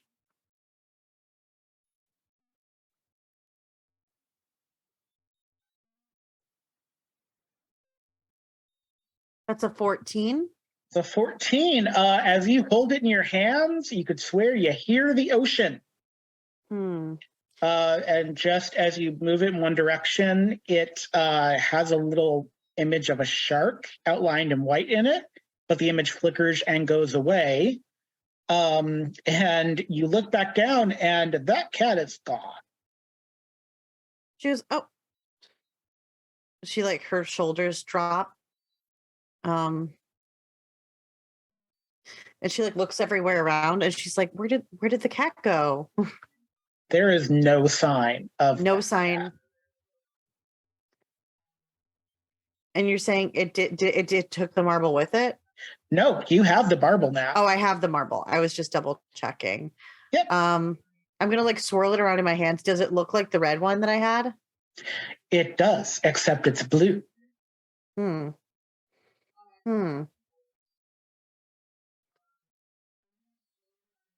Well, I don't have like a box for this one, so I am going to secure it into one of the pockets of my dress. Great. Because I don't want to lose it. Okay. And then we are going to move back. I have reasons for this. We're going to move back to the Lego, the non-Lego specific block building Brick-a-Palooza that is totally not a Lego convention. TM. Look, we can't call it that. That we don't. It's so ubiquitous. Yeah, but it's. We're going to call it the Brick-a-Palooza because I like that. Although it does seem like it's honoring you also, Brick, but it's the Brick-a-Palooza. Well, I'll let you know about the convention center. The Elgard Business Center and Convention. There's also like a hotel on top of the convention center. So if Angel Grove ever did get a Comic-Con, it would happen here. It's more indoors. It's air conditioned. The walls are gray. For you, Jane, it brings to mind the big multi-purpose rooms in the Stone Canyon version of Ernie's Juice Bar, except it's here in Angel Grove. So you walk down a big path. There's some diffused outdoor lighting from skylights. There's some local art on the walls, none of it done by anyone you know, but a couple of them are kind of cool. So you might take a picture of one of them with your phone to look up for later. And you end up in this large room, and this is the room the map is for, that is just tables and tables of tables of people talking about selling or helping to build something from totally not Lego style building blocks that are totally indistinguishable from any trademark company in any country on Earth. There's a guy with a clipboard who has a name tag on it called Wayne. He's over by a table near the entrance where they've got some like small snacks that you can purchase, but they're like little bags of chips and little like grandma's cookies, brand cookies that I couldn't think of a non-brand name for, so that's what we're going with. And Wayne comes up to you and goes, "Oh, hi. You're lower than the median age we have in here right now. Welcome to Building Block City. It's the mega way to have a mega fun day." Yeah, Wayne has looked back up from his clipboard to make sure you said that right. Do you want to build something in particular? Or are you looking to be part of this weekend's Build a Record City experience kind of thing? It's all free. There's no charge. I mean, we take like tips because we're a nonprofit, but there's no charge for any of this, by the way. It's all free. We were just kind of checking this place out. We just I saw an ad for you guys, and I thought I'd come down and just kind of. Yeah, I appreciate that. Yeah, we're having pretty slow Saturday. It's a weirdly slow. But everything we do here, any money we raise, all the record setting we do, we're doing it because we do this nonprofit thing where we take these bricks into schools and we teach kids how to do like architect stuff and to use their mind, and it's super great to be part of it. But not many kids here today. Must be a competition or something going on at the elementary school. Normally we'd have more kids, but yeah, welcome. If you want to build something on your own, you can. If you want to, whatever you want to do. I think Brick is just gonna kind of like, just kind of wander over to like the free building section. There's a person at one of the free building tables. They're making themselves a very not photorealistic, but like an 8-bit style duck, like cute yellow ducky. Yeah. So Wayne is not going to approach you again, but people are there's not many people here. Wayne was right about it. I'm not going to make a roll for it. There should be kids in this room. Like there really should be like even a few kids in this room, and there's not. Are there a lot of adults here, or is it just empty? Empty is not the right word for it. It's kind of like how people think of libraries, where like people are being purposely quiet. It's very, I guess, stoic is the best word for it. It's very strange. As she looks around and really notices that there's no kids and that's just a weird vibe in the place, she's gonna kind of like tap Brick on the shoulder, and I'm assuming Brick is tall. Am I correct? I can't remember how tall Brick is. Tall enough to play baseball. I wouldn't say he's like super tall. I'd say he's probably around like 5'10" maybe. Like he's not over 6 foot, I suppose, but he's like, she's like 5'2". Taller than average. Okay, so right. So he's taller than her for sure. Yeah. So she's gonna like reach up and tap him on the shoulder and then like kind of try to pull him down so that she can whisper to him. And she's like up on her tippy toes. Is it just me, or does it feel weird in here? Why are you not having a good time? I'm sorry. We can go somewhere else if you want. I just No, it's fine. It's fine. I'm having fun. But there's not a lot of people here, and there's not a lot of kids here, like you said earlier. And it just, I don't know. It's so quiet in here. I don't know. It seems weird to me, but I'm having a really good time. Are you not having a good time? Because Brick was in the middle of like building something as she tapped him on the shoulder, and did it like come apart as you were getting tapped on the shoulder? Oh no. and he it was yeah, so he's just like holding oh yeah, I guess I didn't really notice. I mean, I did. Yeah, it is kind of weird. Sorry, I'm just like I don't there is a fight that breaks out on the other side of the room between two gentlemen trying to put together a fire truck, and they start yelling, and the moment they pull this fire truck apart, there's no better way to put this, but like their anger, I guess, creates a fire truck Lego monster. It like starts building itself in the room before your eyes. Yes, that is an appropriate thing to say, because the next thing this fire truck monster does, and I'm actually going to roll for this because it literally has a built-in roll for this. This fire truck monster is going to spray something from picture a fire truck and picture it as a monster.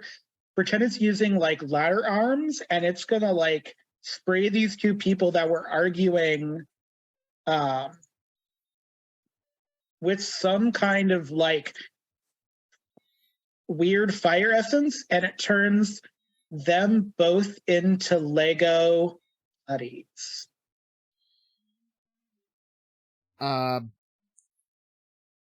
Did you see that? Yeah, I did. And so did everyone else, because people are now running. And unfortunately, somebody decides as they're running out of the room to pull the little fire alarm tab on the wall. It doesn't make a noise, but it does lock the doors to the room. So is it just us trapped in here, or is it everybody? There are like 6 people trapped in here now, but none of them are looking at y'all.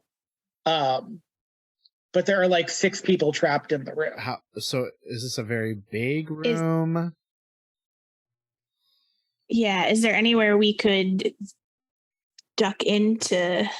Yeah, so the entrance there is a different shade of blue because like there's a little fake doorway and there's like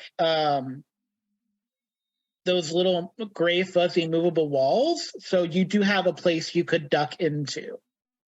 How deep are the brick pits? So they're like 8-foot banquet tables. Okay. It's not like a giant pool of bricks. No, it's that there's not a giant kiddie pool of non-Lego specific brick things. No. I guess Brick is gonna turn to Jane and say, "Do you want to do the honors, or should I do it?" I'll do it. Sorry, our date got interrupted, but it's morphin time. And she's gonna duck around and red T-Rex power. Brick is going to pull out his morpher and he's gonna like fumble with it a little bit, and he's gonna be like, "A date," and then he's gonna go pink Falcon power. That was fabulous. I appreciate that so much. I will let you know, as part of Cecily's upgrade that she got at level 7 as a Blue Ranger, she has been working with Alpha to add communication between Rangers in your helmets, so you don't have to go through Alpha at the command center anymore to talk to each other, which is something you could do off and on, but wasn't like perfected yet. So your communicators and now your helmets, you can talk to each other without having to like use Alpha. So we can as contact Cecily directly? Is that what you're saying? You can contact Cecily and Eddy directly. Yes. Cool. Because it's a silent alarm, so Cecily is not going to hear it until Alpha contacts her or you do. Right. Should Jane contact them? Is Brick still a little flustered by the word date? I mean, like, I feel like we should call her, but I don't know if we should call her now or if we should like fight a little bit, and then like if we get overwhelmed, we can call her. That's true. It's up to you. If you're going to start fighting now, we'll do initiative rolls now. It's up to you. Let's do initiative rolls anyway. Let's have an initiative roll time. Please give me those initiative rolls. Jane got a 10. Okay, I have a question. I just realized this. Last time we played, with my golden scarab shield, I have a skill called Survival Boon Savant that says anything I don't have a D2 skill in, I roll as a D2 skill. Yep. So when I'm rolling stuff that I don't have a thing in, how do I roll it as a D2? So that would be, let me see what exactly that's going to be. So it wouldn't be the using specialization. It would be It's skill shift +1, so essentially 1d2. Or you can flip a coin if you want, because the d2 is essentially a coin flip.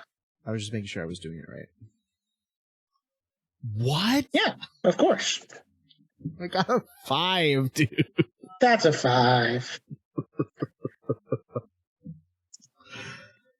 I You're guess really I must flustered, be. okay? I am. You're having Rick a is just like he does not know how to deal with. You're on a date. Your mom is hassling you. Like you don't have I your ate way too thunderslinger much right now. meat and cheese between grilled pieces of bread. So much. You're an athlete. It'll be fine. But yeah, you're feeling it. It's the Pink Falcon's having a day. Yes. But I'm going to call this a free action too, as well. So if either of you end up wanting to Cecily, that can be a free action you can do after you've moved and attacked. Because it's not really a standard action. It's kind of like, yeah. But the Lego monsters are going to go first. It's going to attempt to make another putty with one of the other people in the room. This is a giant fire truck. It's almost like what the snowman did, what Ernie's ice shadow did, but like as a fire truck, which I guess is nice. Repetition is nice. So it's breathing like fire, you said? Yeah, it's got like it looks like a combination of fire and like a fire extinguisher thing. I don't know how to describe it in my head because it is a fire truck spewing fire, but I don't want to burn the building down, so I'm like, yeah, it's magic. It's a magic evil space alien that looks like a fire. It's not truck. spraying water. It does manage to make. Truck. No, it's not spraying. It's not spraying water. The problem is if it touches a human, it turns them into a Lego putty. We're worried about.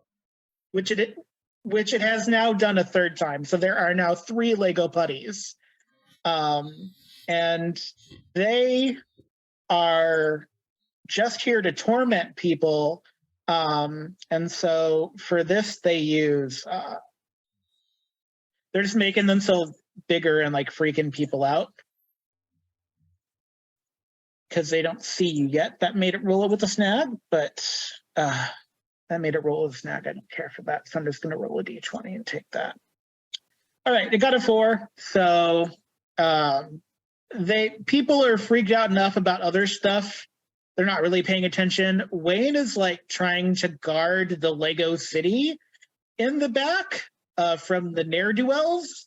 There's no other way to put it. Jane, I will say the room is rectangular. It's big enough that to get across it, you'd have to go twice. But the I'll draw a little red shape for the monster. I'll give you. So the monster is like over here. So it's like halfway through the room. So ranged or walking over and attacking, you're going to be able to do in one roll. Okay.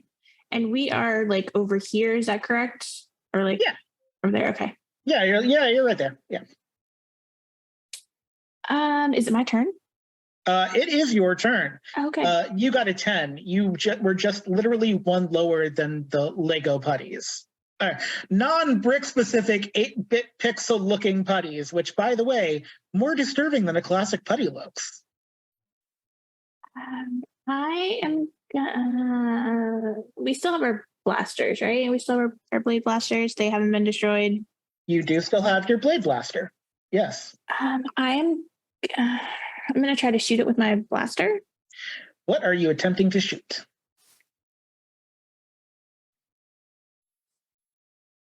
Are you shooting the fire truck monster or the Lego putty? I think I'm going to shoot the fire truck monster because that's the one that's creating the putties, right? It is creating the putties. Okay, that's what I'm going to shoot.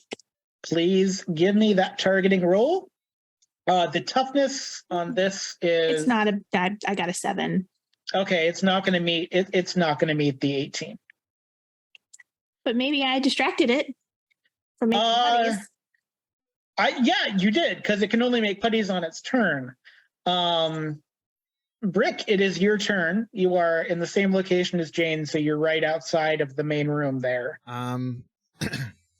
Cool. I'm gonna look at Jane shooting the putty, and I'm gonna be like, "Oh, right, good idea." And I'm also going to shoot the putty with my blade blaster. Yes, please do so. Wayne is like, no, you're going to destroy our non-Lego specific blocks. Wayne really loves brick building. Everyone needs a hobby. Yeah, unfortunately, this one put him in the same room with the monster and locked doors. So because I am standing in the same spot that I was shooting in, I'm also using volley shot.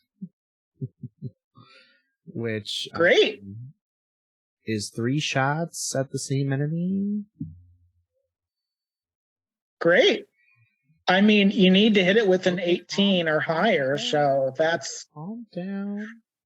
Yeah, no, you could. The volley shot only works if you hit the toughness. So that's going to be the one input. I was really excited about making a Lego fire truck monster. I just have to tell you. And I'm also going to use a PowerPoint, a personal PowerPoint. Great. Use that's what they're for. Shot when using volley shot and amount of power points you determine gain 1 or more edge on a single target. I'm only going to use 1 because that'll bring me up to a 12, I believe, in my targeting.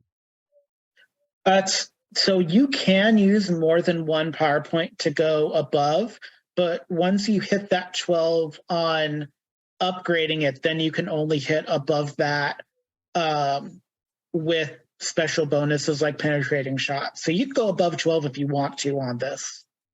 As long as you have the power points, you can spend them however you want. Okay. And I do that in the skill shift part also? Yeah, that's going to be in skill shift. Okay. Getting real fancy here. I'm going to do as much damage as possible. That's a fair thing to want to do. Okay, I'm going to do 2 then. I'll use 2. Yeah. I mean, you are on a date. You do want to be impressive. Your first date, OMG. Sorry, tell me if it's too much. I'm just so happy for you all. That's a 19. That is great. I mean, it's all right. Jane's I have done more. Yeah, that is true. I have done like a 32, more impressive rolls than this one, but it is enough to shoot the monster 3 times for effective damage. That's it's true. She is very impressed. I will let you know that when you shoot the Lego the non-specific brick fire truck, it does hit, and the parts of its body kind of crumble off like brick pieces as well. So not only did it hit, but it looks really cool at the same time. Unfortunately, it is still standing. And even though its eyeballs are like the fire station windshield, it is now very aware of you. Truck. Yes. So the fire truck brick monster is going to move your way, and it's going to yes. As it's coming towards me, I am going to kind of step in front of Jane because I'm assuming we're like next to each other, and yeah, I'm gonna go. There's more where that came from, square face. Great. What's your toughness? Let me look. My toughness is 14, but my evasion is 18. That's great. My toughness I'm is asking about your toughness. 14. You're morphed though, so don't forget to add that. Oh, 15. Yeah, is that with 15? What level armor do you have? Do you have medium armor Medium or light armor? Then you have a 16 toughness because medium armor gives you 2 points of toughness. Then I have 16 toughness. That's great. Sweet. Great. I'm really glad you have medium armor because the monster has a special attack that didn't hit. So it tries to hit you, but it was assuming you were made of flesh instead of armor. So its hand just kind of bounces off of you. But yeah, so it kind of does a little siren sound at you in lieu of roaring. The Lego putties are going to attempt to attack Wayne. And they actually get an edge because putties, when they're in a group, get an edge from each other.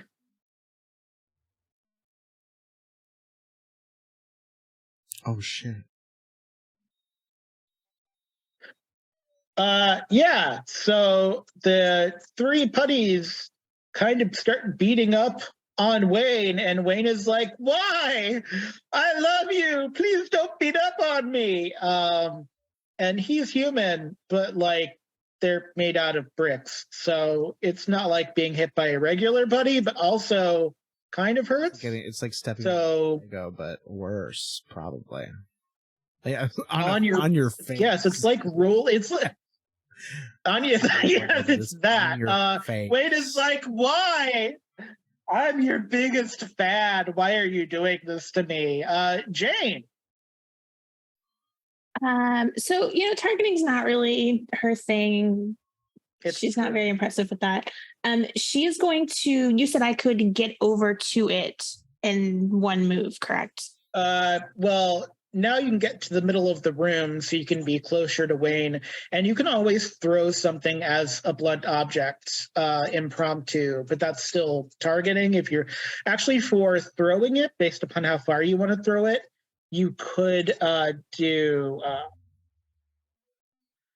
because you could technically talk me into athletics as throwing if your athletics is better than your targeting. Well, I meant the fire truck monster, not the putties. No, the fire truck monster is like right now with your he just tried to punch me or something and bounced off. Right. Okay. Yeah. So, scare him chest. It's true.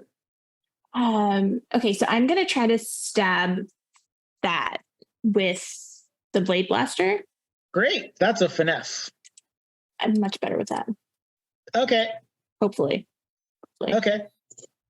Can I before I roll, I want to add my power strike to it, so it does +2 damage if I hit. I think you should. Okay. I think that is an appropriate use of a Red Ranger power. 15? 15. Is that with what your power strike does? I'd have to look it up. I don't remember it all. Power strike melee attacks are supercharged by the Morphin Grid. You spend one of your power points to do +2 damage during a melee roll. Okay, so you got a 17 because you spent 1 point. Yes. You hit like that weird area between 2 bricks, so you don't do any damage. You just get an annoyed alarm sound, and then the alarm goes off for the whole building, which adds noise, which is just another layer to the day. Great. Yep. Anything else you'd like to do? Yeah. No. Do you still have your All right. Do you still have your power shield thing? I do. Can I pull that out after I've attacked? That is a standard action, so you'd have to do that in the next one. Yeah, I'm going to say that is a standard action. I was just that is asking if you had it, because I think that. Well, I'll let you make your own decisions, but I feel like you should use that. I think Wayne could use it. Yeah. But yeah, no, I am done for this round. Okay. Rick, it is your turn. How badly is Wayne getting beat up? We should probably save him, right? There are 3 putties surrounding Wayne, and whether or not they are 8-bit putties, they are putties Right. surrounding Wayne. So Jane, what's your toughness?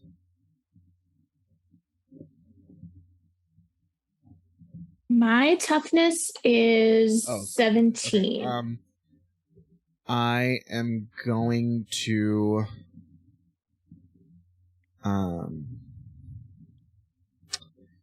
do you think you can handle okay, you know what, actually, I'm gonna no, I don't want to shoot them because they're people. Do you have my what is my grid power? Power heal? What is power heal? Can you? That's the grid power you chose. Sorry, I just don't have one on me. No, I thought I put it in your thing, but I probably didn't. So I can look at that. That's why I keep the book next to me when I do this. It could be, but I think I'm almost there on the page. Medicine Granger chart has nothing input into it. There we go. So for everyone wondering where the grid powers are, they are on page 100 of the source book, not the Across the Stars, but the classic Power Heal. By focusing the energy, the morphing grid into a living being, you can knit wounded flesh. While morphed, you can spend power while touching an injured living creature to heal 1 damage or remove 1 negative condition, i.e. poison, transformed into a plant, etc. So this does happen in the universe more than anybody wants to give it credit for. People in Angel Grove are real chill, y'all. It's more like a okay. Yeah, it will de-puttify. It will the people. Okay. Yeah, because the etc. there tells me that because this was made because there was an episode of the Power Rangers where Pineapple the Clown turns Trini's cousin into a cardboard version of herself, and it heals that. So yeah, it's that. Yeah, so you can de-putty these Lego putties that. Okay, how Lego Fire do I has roll created. for that? How can I do that? Well, you have to touch them. So first you have to get to them. So my suggestion would be to spend all of your movement as a sprint. And then basically, unless you're going to call Cecily or do a free action, you wouldn't be able to do anything else. So I have to get over there first. Yeah, you have to touch them. them. They're far away. They are, the room is long enough that you would have to sprint and use all of your movement for the round to get there. But that would be the way to do it in one round. I am going to run over there, and as I'm running over there, I am going to use my communication, my helmet, to ring up old Cecil, and ask and say, hey, Cecily, we could really use you down at the convention center. There's some crazy stuff going down at the Brickapalooza.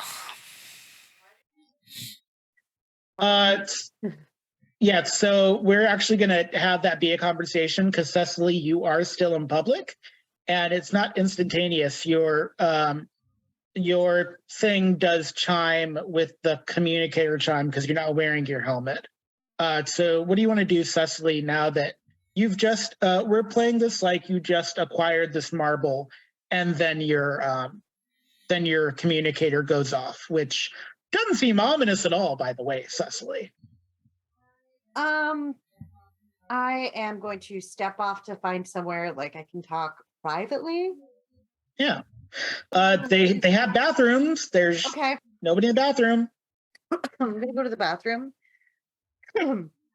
Sorry. I'm going to go to the bathroom, and I am going to be like... at the Lego festival? It's not really important. Jane and I came for reasons. just can you come, please? Oh, I don't know why you guys didn't invite me. Whatever. And she's gonna zoom out and then probably morph on the way. You Somewhere should she's morph like, and then transport. that's a good idea. No, I'm gonna morph and then transport. That's sorry, my brain's a little foggy. I'm gonna morph and then transport. It's morphin' time, and ribbons and unicorns, sparkles abound. Okay, because you have an ally, I actually want you to say so that you can get an idea for how this flows now with an ally, because this is an automatic thing that happens. So let's go through with this. So please say your line. It's morphin' time. And That- then blue unicorn power. And then as you say blue unicorn power and you start to feel your magic girl transformation, you also see the red box go around you, and you hear a gentle "ah," and you hear in your head, "The flaming eagle, the fire of community burns deep within," as you get your red pinstripe and the eagle insignia. The sword doesn't come to you right away. It'll come to you if you need it. But yeah, so that the transformation doesn't happen simultaneously. It's you morph and then your ally ends up on you. This is cool. If that makes sense. Yeah. No, she's like, this is. So there's like a physical It's true. thing that is on her. Yeah, so it is represented by a red pinstripe down Cecily's shoulder after she's in her blue armor, and then an eagle insignia. Okay, you made it sound like there was like something aligned with her some sort of, diamond. like entity like sitting on her. No, but the Sentinel marble and cube thing does express itself in a physical way, surrounding and spinning around Cecily in order to. Question about these things: are they so because Cecily awakened it? Is it Cecily's alone, or can she transfer it to other people? Or did we not know that yet? That's something that you'll have to figure out if Cecily decides to ever share. Yeah, that's something I know. But even if you were to use small time roots to ask me, I couldn't actually give you an answer until someone attempts it or asks in the universe. So yeah, it's a good question though. Very practical, very pragmatic. I will let you know, Cecily, that you were close enough that teleporting would be weird. It would actually just make as much sense to run, because the teleportation would just take you up and then bring you back down in front of the center. I will tell you that as you are running to get in the building, fire engine pulls up, and Skull in a fireman's uniform comes out of the fire truck carrying like a fireman's duffel. Firemen carry like a pack duffel bag thing they take on like emergency rescues, and he's got that with them, and he's like booking it to get to. He has like a weird GPS thing that he's like booking it, and he goes, it's you guys, come on, one normal day.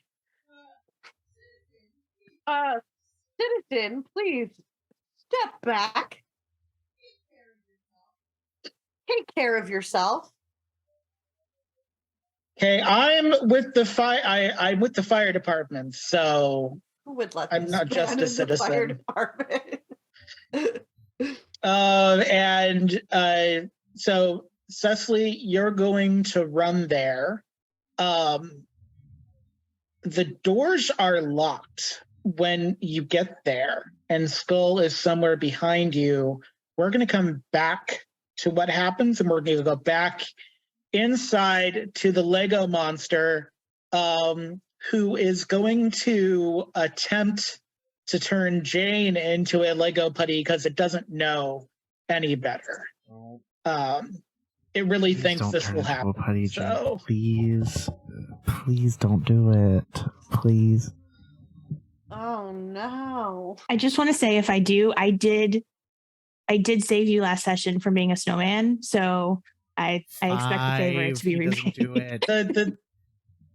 I got a 5. The fire truck block monster does not turn you, but your vision is slightly obscured by the weird foam stuff. You don't think about it too much. The Lego putties, they see Brick, and they're like, "Oh, someone that I can actually try to attack."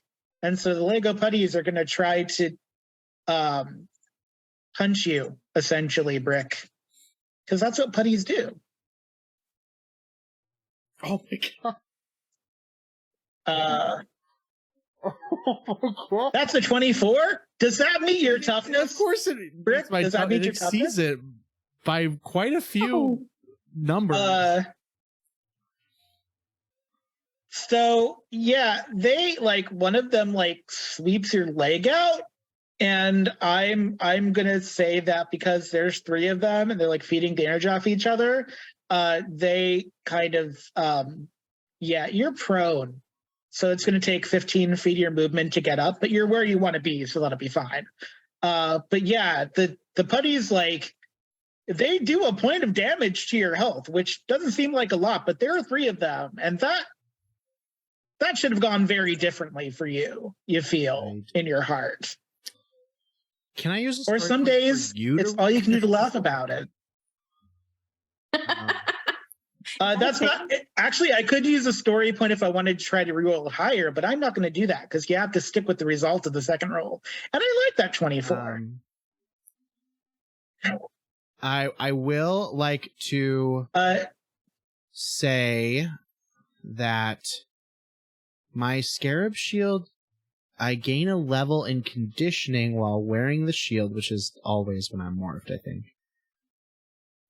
Plus, which... Yeah, unless you choose to take health. it off for some reason. So does that mean I have 3 health? Great. Because I have 2 listed. So what level are you at? Yeah. You're at level 6, right? So you have 3 health from the game, whatever health your origin gives you, so you have 4 Really? or 5. I think your Popular. Well, what's your origin? Your origin is popular, so you might have started with 2 health. And let me look up your origin. Anyways, you're only going to lose 1 point of health, so it's not a big deal. I have, and I'd But- like to make sure that I'm, Yeah, no, I understand that. This is good to do. This is good to know. So let's see your popular origin. Because your origin tells you how much starting health. So your starting health is 1. So you have 1 plus 3, which is 4, because I decided every you gain health with every odd level. And then if you've added a point in conditioning, that'll give you a point of health. So that's math. That would be 5? 5. cool. That sounds like right. So I have 4 because I got hit. Yes. So you have 4. Yes, because you got hit. But there you go. We've all learned something today. Jane, your date just got bum brushed by Lego non-brand specific brick putties. Save me, Jane. I am gonna spend another PowerPoint to bring out my power shield. Yes. And then I'm also gonna call out Pink, are you okay? Yeah, dang, you ever step on a Lego? Feels like my whole body just did that. Or Did you ever step on a non-brand specific brick toy? feels Once like or twice, my whole yes. body just did that. All right. Okay. Okay. So that bringing out my shield was my action, so I can't attack or anything, but I could move if I wanted to. Correct? Yes, Does you the could move if shield you around want to. you? Okay. Like, what is this? Or is it like what is it, like an energy thing around your arm, or like what is it? It turns into a physical shield that I can use to like shield myself, and I can give it to somebody else to shield them. The picture of it in the book is a traditional round shield. I don't know how necessary that is, but that is the picture we have in the book for it, in the source book. So I will say though, mine is red because I want it to be. Yeah, so that's mine fair. is red. Yeah. So yeah, I want to. So I have my shield, which makes my AC go up by, or my toughness go up by 2 more. And I'm gonna run over to where Brick is. Okay, that's fine. And then we're going to go back outside. Cecily, you're not in the fight yet, but I am going to have you roll initiative just so I have it. You're muted.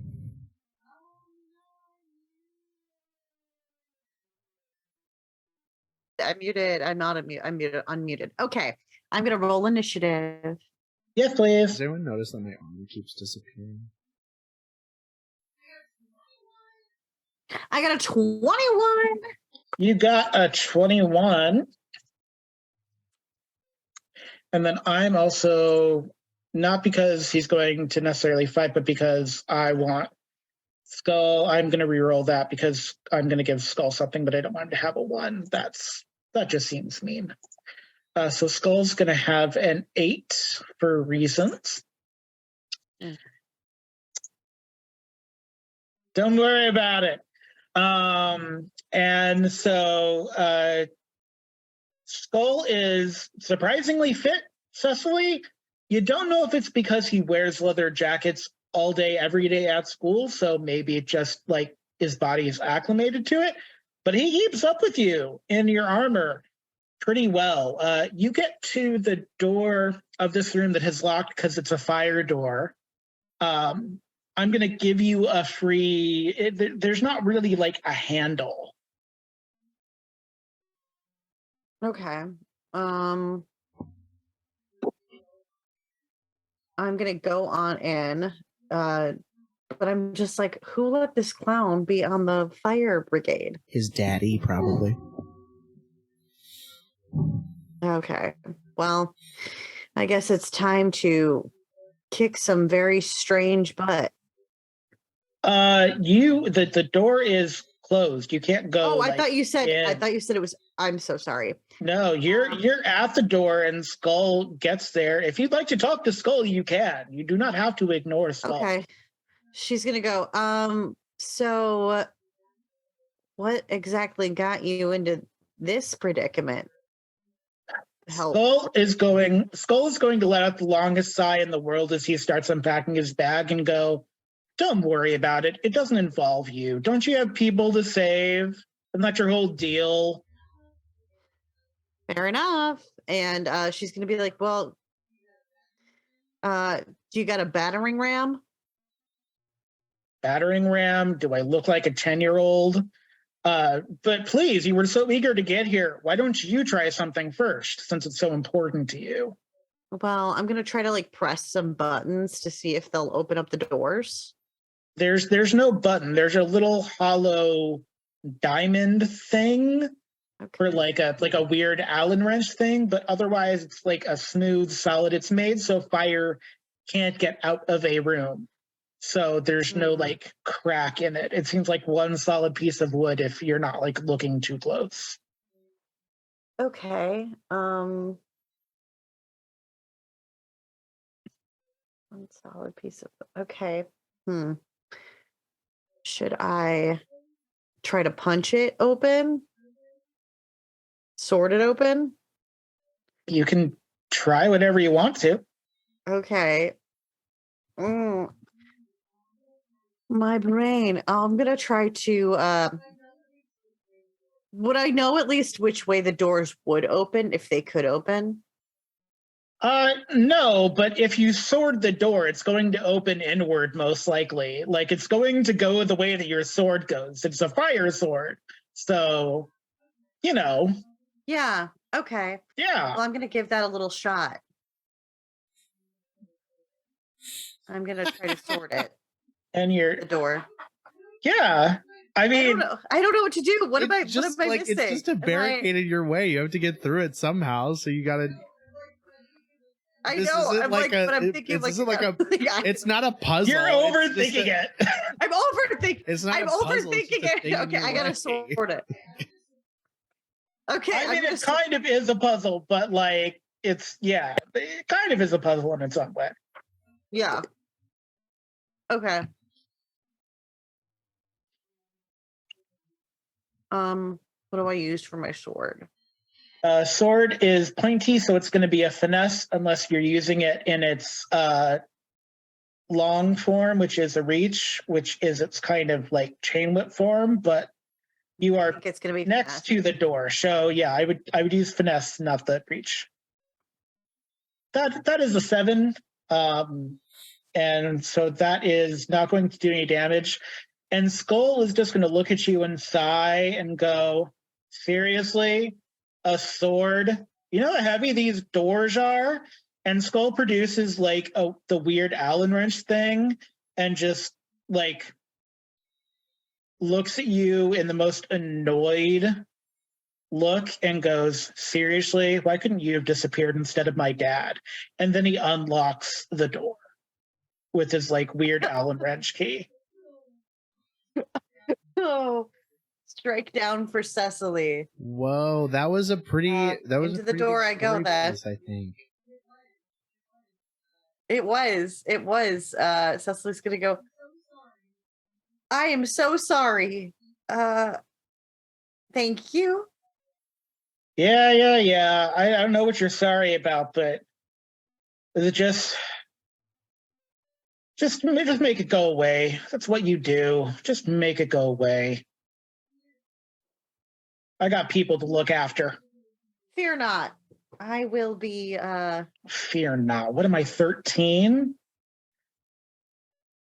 It's your turn, by the way, Cecily. You don't have to stand next to the brooding skull anymore. Yeah, I'm I just was letting like, you know. okay, I'm gonna go in and try to like actually hit something because that just took down my whole mood. Yeah. So what you see in the scene is Jane. No, Jane moved over by the Jane, you moved over to where Brick was at the end of the room, right? Yes.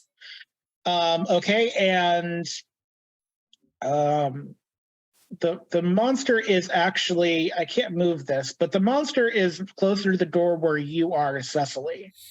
The fire truck monster was over here and hasn't gotten a chance to move yet. So you're actually relatively close to the giant blocky Lego fire truck monster. And I want you to give me an alertness roll, by the way, Cecily. Okay.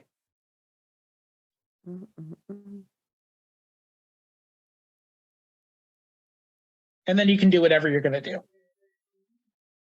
I got a 13. 13 on your alertness roll. You've never really had cause to look at the fire department, but their emblem has a shark on it, which is a little weird. Yeah.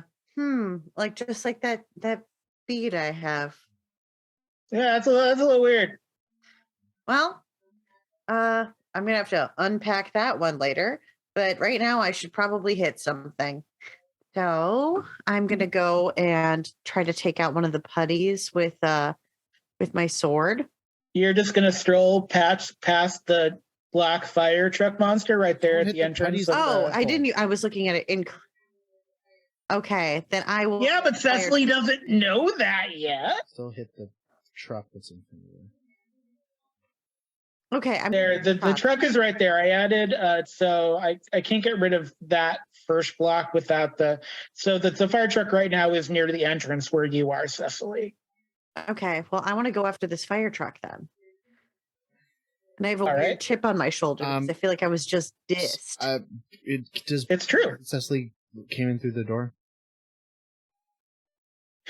Cecily, are you announcing yourself with the battle cry? Oh yeah, I'm like, Are you like, hey Have no gang, fear. I'm here. What's up? have no fear, the Blue Ranger's here. Skull just goes, Unless you did that in your helmet. I don't know if you did that. No, I think she said it out loud because she's obnoxious. You hear Skull sigh visibly, just like, why? Why is this happening to me on today of all days? Yeah. Blue, watch out! That monster can turn people into these these brick monsters. Well, he won't be able to do that for very long if I take care of him. Great, it's your turn, so you can do whatever you want to. Well, I'm going to use my sword again because I want to prove that I'm cool. Great, I think you should. You need to get an 18 or higher. Well, I got a 15. That's a 15. Can I re-roll because it's a new scene for me? It's that's pretty high. I don't think I'm gonna. Okay. I don't think I'm the low story point for that. Okay. Yeah. So the Lego monster is like, I'm not going to take that. Is going to attempt to turn you into a Lego putty. Oh no. So Hate that. you've never experienced this, but it has ladder arms, and it's going to basically try to spray like a foam fire mix at you.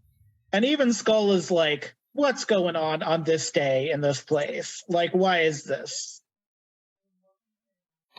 ooh. I'm gonna try and dodge that. Ooh. Oh. So this 20 is going to be against your willpower. My willpower. Let me see. Well, I know that 16 unmorphed. Let me take a look at my morphed. It doesn't affect morph. I will it say. doesn't. Well, I ripper. I will say that your bag goes into the morph void space because you still have it with you because it's small, but it like falls out of void space as you're turned into a Lego putty, but you're blue and red, which is different and something. Well, I would like you to be able to have a moment before you turn to relay any information because your ally is giving you a little bit of time. But okay. that was a really high roll that I did not expect. So I'm giving you a chance to tell your fellow Rangers anything you need to tell them. Okay. You've got like 10 seconds. Slowly As a- like brickifying themselves, like turning into blocks. Yeah. Cecily, Sorry, gang. she's gonna go. I found a blue marble. What else was she gonna say? Oh, I found a blue marble and it's in my stuff. I don't know how to get it to you guys. This isn't good. Great. And now there are 4 Lego putties on the field, one of which is your colleague. So that's fun. That is something I definitely expected to happen today. And it's Lego Putty's turn. So Cecily, you have an overwhelming urge to get back at Skull. So the other putties, actually all the putties are going to go at once because they have like one mind. So while some putties are punching brick, one putty is going to go after Skull, who is Cecily. Yeah. So this is happening. It's fine. That's a 9. So but Skull basically like defends himself with the duffel bag he had, but also the Lego putties are trying, but their first attack was much more successful on you, Brick. Yeah.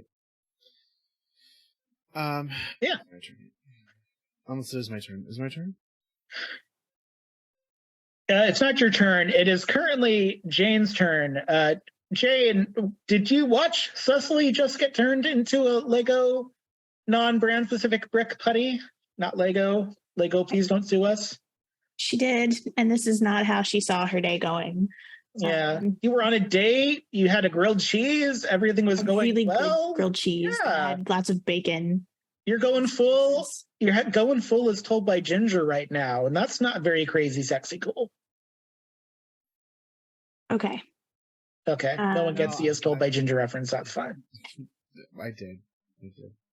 Okay. Okay. Anywho, Jane, what do you want to do after having seen this and heard in your helmet that Cecily found a blue marble, which is something? I mean, it's great that she found a blue marble, but I wouldn't even know what to put it in because I don't think besides Eddy, I don't think we've found any other boxes, right? That's true. The green box is the only box you found. Right. Okay. With a possible cube in it. But we can find that out later. Yeah, who knows? Okay. Would I be able to help Brick up and then run back to where Cecily's? Oh, can I get to her stuff? You would have to sprint to get back across the room, and I'd have you do an acrobatics check to avoid the fire monster, or a might check to throw yourself against one of the gray partitions to try to avoid the monster. Either way, it's going to be a sprint and a check of some kind if you want to get over to Cecily's stuff. But I mean, since she's morphed, would I be able to even get her stuff? Well, so when she was turned to a buddy, the bag she had in Morph Void Space remanifested in the real world. So it's now just there next to her, but as a putty, she's like, this means nothing to me. Okay.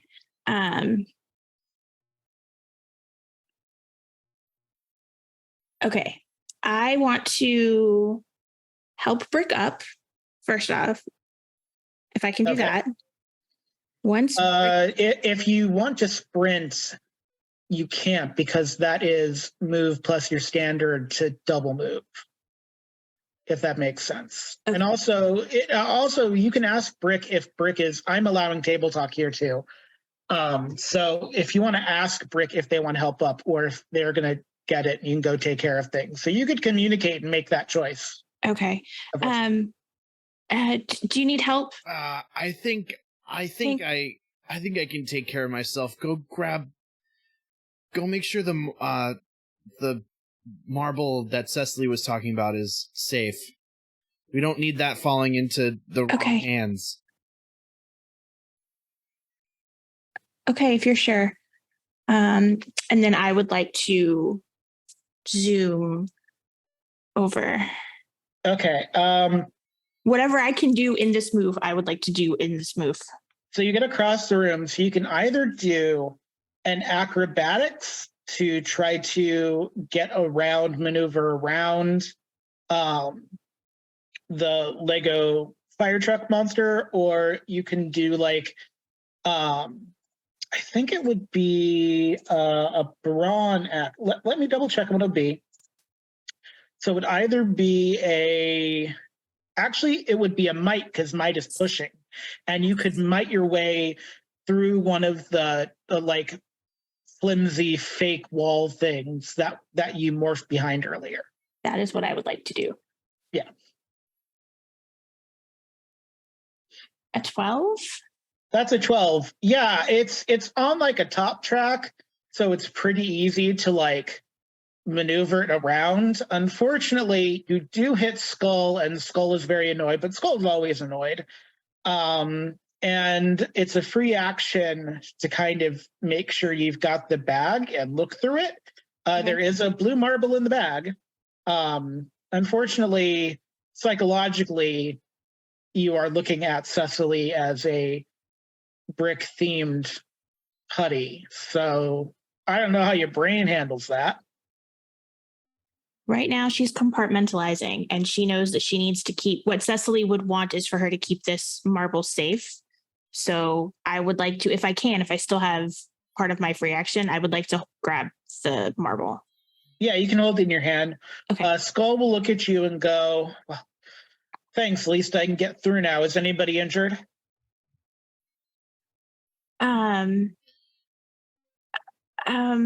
There is somebody injured, but I wouldn't go in there yet. It's still crazy in here. So just wait out here, citizen, and we will let you know when it's safe. I don't have time. I'm from the fire department. And Skull's going to move into the room to look for crap. anyone injured. Nobody's injured. They're putties now. I forgot. And Skull doesn't know that. So Skull's just, he's not booking it because he can't book it with what he's carrying, but he's going into the room. Crap. He's not in a good mood, but he's doing his job. Brick, Skull's here. Surprise. Woo! Wow. Cool. It's just like the antique shop all over again, only you're morphed this time. And it's not like he knows it's me, right? I mean, you shared he powers, so he might not know. He might. I can't say personally if he's connected the dots yet, but like pink is not a color that occurs in his everyday life, and he has been like giving you weird looks all since the year started in school. I'm So on the ground, yeah. Yeah, you're still on the ground. It only takes he's even walked in the room. You out of the corner of your eye, you see like a fireman, and it takes you a second to register that is Skull in a fireman outfit. Ground. I'm gonna be like, no, it's not safe in here, citizen. Please leave. Go get to safety. Are you shouting? Are you shouting that across the room? Skull will look back at you and go, all of you are calling me a citizen. Are you not noticing the fire department emblem? It's a shark. It's weird, but it's noticeable. And he taps his helmet, and then he starts digging through his bag for like the Jaws of Life pickaxe he uses. And he's like, this is, I hate living in Angel Grove. Brick is gonna mutter to himself, you and me both, man. And he's gonna attempt to get up. I want to do one of those cool, like, hands, when someone's on the ground and they go and they do like you know what I'm talking about? That move where people like they get up in a fun, cool way that I can't even like think of. I mean, I was going to have you roll for it, but because Cecily is a putty now, which is not something I counted on, I'm just going to give that one to you. So you get up in a over me, relatively cool manner. Grappling one, and then I mean, they're there, but they're kind of wrestling move to get on top of it, and then hopefully like cleansing it with my healing power. Yeah. If you want to do that, yeah, you can totally grapple and cleanse. I'm not going to stop you. These that are wailing on me, I'd like to. Yeah. There's 3 of them, so you're only going to solve one problem, but then there'll be less problems. Within reach, I'm going to like do a little like reach up and like grapple and like flip over him, and then like so now I'm on top of him like I did some sweet jujitsu move. And that's a party. I'm gonna use my. Yeah, you're going to need to give me a might roll for that though, because that's not you just getting up, which would just okay, I gotta do something. That's you doing. Okay, it. Come on. Got to give me my roll for the grapple, bud. I don't know if you have any points in might, but if you have points in might, that'll go towards your grapple here. I do have. I have an A point in might. Yeah, then you should specialize in. You should use that to bump up whatever the score is going to be. Boop.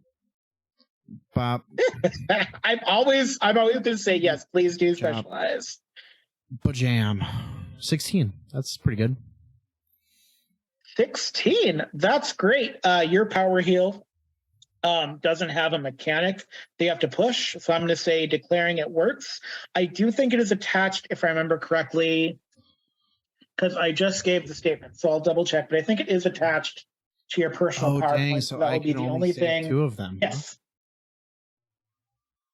Yeah, each power spent heals 1 damaged. Oh shoot! Yes. So, well, for right now, let's just have that be what you do. But now you know, and we'll yes, it'll be fine. I have a plan. I've thought about this, so I know what we're doing, and it's going to be great. You heal someone, they are very freaked out. There are still 2 brick theme putties, but Skull's noticed you doing that and goes, "Really? Really?" What? Now you have to do your Really? job. I'm not going to say that actually. Okay. Great. I'm going to get up off of the civilian that I just cleansed, and I'm going to. Yep. Can I still do stuff even though I just rolled? Because I'd like to like get up and like have Skull come over and like make sure that the person is like, I don't know, stable. I will give you that you can get up and move towards Skull, but there will still be 2 Lego putties there. So either Okay, you're you going know to what? have I'm gonna get tell off of Skull the to guy, go the person, and I'm gonna Yes. look at Skull, and I'm going to be like, "Can you get this person to safety, fireman?" Is that what you call? Skull Is just that- gives you a like, deadpan. I don't know what to call a fire person. I am currently just a member of the fire department. Look, it's right. Yeah, I can. I'll look them over. I'm EMT right now too, so it's fine. Yeah. Skull's all for it, but it's not their turn. Cecily, we're at the top of the round. I'm going to tell you what you are going to do because I want you to be able to control your character. Okay. The fire truck Lego monster has a weapon called brick glamour, essentially. Just wait till and homecoming. this You're really means going to see some that- brick glamour. Yes. Fabulous. So what brick glamour does is that on a successful attack, it makes the person mesmerized Ooh. by the fire truck, and so they would attack an ally. And so I'm going to give you that option now, and I will let you know this does not include your ally weaponry or your blade blaster as a Lego putty. You're back down to basically impromptu or might-based stuff because a putty doesn't know how to use any of the other stuff. That makes sense. Ow. Sorry. My cat. Yeah, but you still get movement. You're by the front. There is Skull, which you can kind of get to, but not quite. Brick and Jane that you can kind of get to, but not quite. I'm going to go after Skull because I was mad at him. Okay, that's fine. You're not going to quite make it to Skull. You'll make it right about here. Okay. Where that cerulean is. And I'm going to put Skull in kind of a mauve color over, and not over there. We're going to say Skull is just slightly more along here, so he's closer to where Brick is. So Skull's kind of there in that weird mauve color. There's Cecily in that light blue, although now you're currently a Lego brick thing. And yeah. So that is where everybody is. Cecily, you're on the move. You also, as a putty, do have the ability to use your intimidation, which is under strength, and that's going to be intimidate, distract. Okay. But with the movement, that's going to be your turn, I think. Lego Monster is pleased with themselves. They are actually going to attempt a willpower, so they are going to send their alarm off to try to scare you off the field. And so if this roll meets or exceeds your willpower, it will give you pause and make you very frightened. And that's a 14. Does that meet or exceed anybody's willpower? Yes, bricks. Okay. Brick, you're having an awful day. Trying to date a girl. Yeah, you're having an awful day. So because you're ranged and you've been through stuff like this before, I'm going to say that it doesn't make you want to leave the field, but it is going to give you a snag at some point. Okay. But yeah. Also, the next time willpower is rolled, you will have 1 point less willpower. Okay. But I'm not a putty. It's not going to move. But you are not a putty. Nobody has turned you into a putty, which is, ideal because Really you don't good as want to you be a get. putty. Yeah, I mean, yeah. So we got 3 putties now. And I'm in control of 2 of them essentially. Jane, are you still over by the 2 putties, I guess, with the shield? Where are you at, Jane? I ran over to get the marble. So Okay, I'm so you were- wherever that is. So the putties are actually going to go after Skull now because Skull is right there in their line of sight. And Skull is holding his weird pickaxe thing, and he's just having none of it and goes, I'm here to do a job. Bring it on. I know it's not my turn, but can I toss him my shield to help him? Not if it's not on your turn. Okay. And that's a 17. Skull goes prone and goes, ow, oh, ow. It's like when you step on a brick, it hurts more. I hate it. And Skull is on the ground and irate. Jane, what would you like to do? Okay, so I have a marble, which I am guessing there's a box or something that this marble fits in. I mean, there was a box according to Cecily, so yeah. Okay, would I be able to? I feel like I need to do that. Would I be able to? I guess.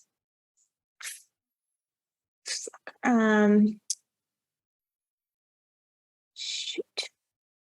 I want to see if I can find a box, but I don't necessarily know if the box is here. So I don't know if that's going to be very helpful.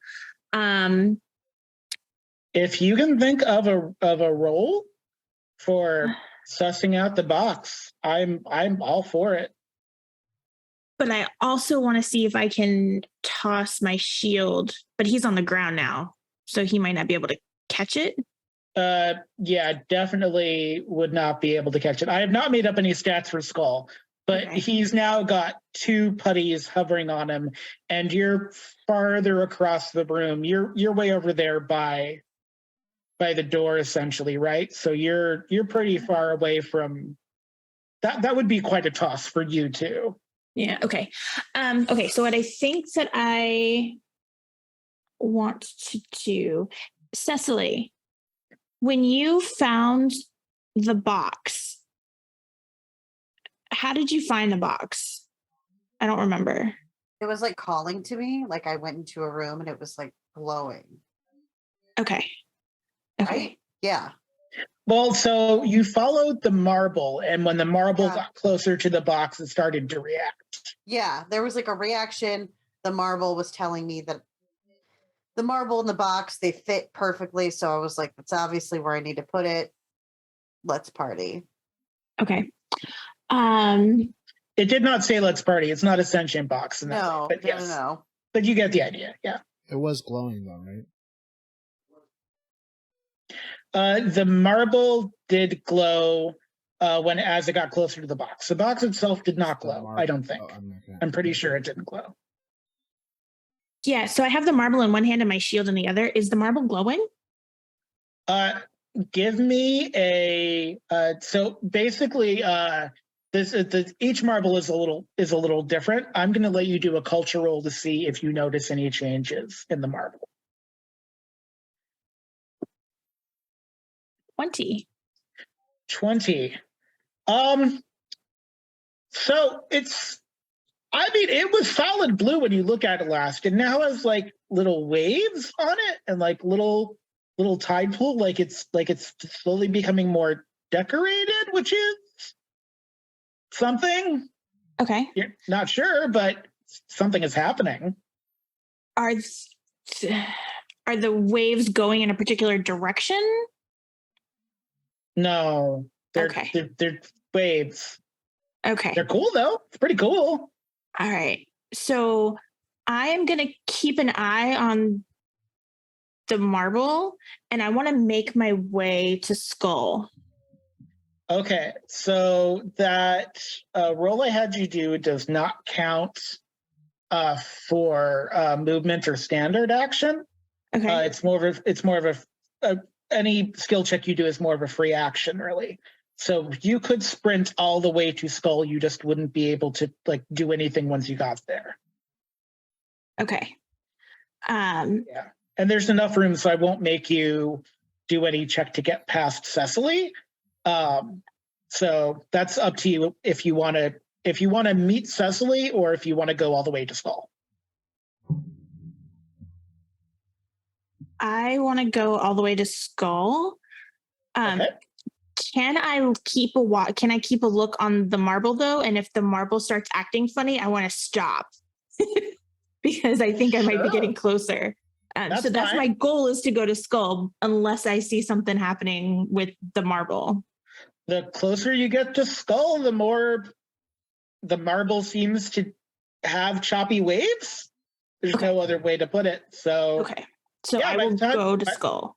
By the time you get there, it looks like you put a little surfboard on there and it would be fine. Is there anything you want to say to Skull? Because Skull is going to attempt to get up, essentially. So I still have my shield out. When you get up, get behind my shield and I'll shield you from them so they can't hopefully hit you again. They're just, it's painful, but I'm not delicate. What's wrong with you people? I'm not saying you're delicate. I'm saying I want to help you to do your job. And be easier if there was just an actual fire. I agree. However, that's not what's going on. So just stay behind my shield so you can do your job without getting hit. You sound like you're my age. It's weird. Skull got a 16. But Skull does get up and kind of shoves. Skull is surprisingly spry. Like, you've always thought of Skull as skinny, but especially for you, Jane, looking at Skull, especially in this fireman jacket, you can tell that Skull is actually more athletic than he appears to be at Skull. Like Skull has a physique that isn't what you expect, and you can tell it's like an automatic, like, oh, he's putting on armor himself in his school clothes. I don't know if that does anything for you character-wise, but that was, yeah. Out of it. Yeah. What was the other thing that was going through my head there? So Skull got up. He's better physique. You noticed the shark emblem on his, because this is your first time you're seeing the fire department logo. There is a shark on it, which is weird.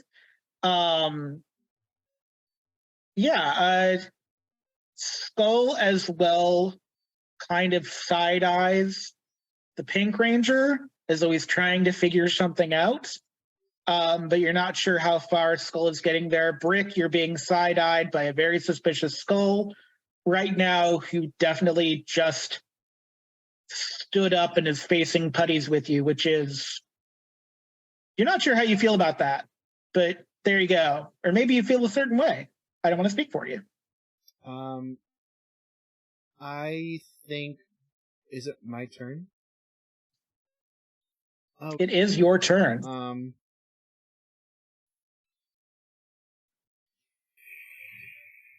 I can't remember where you are in the room, so maybe I should have everyone put their token down. I'm next to Skull. Might not be a bad idea. I cleansed that. Oh, okay. I cleansed that putty, and I had him, check the. So I'm in that same area. Great. Is there anything you want to say or do in the vicinity of Skull? There are the two putties right there, but they're just putties. They're not a big deal to you, or maybe they are.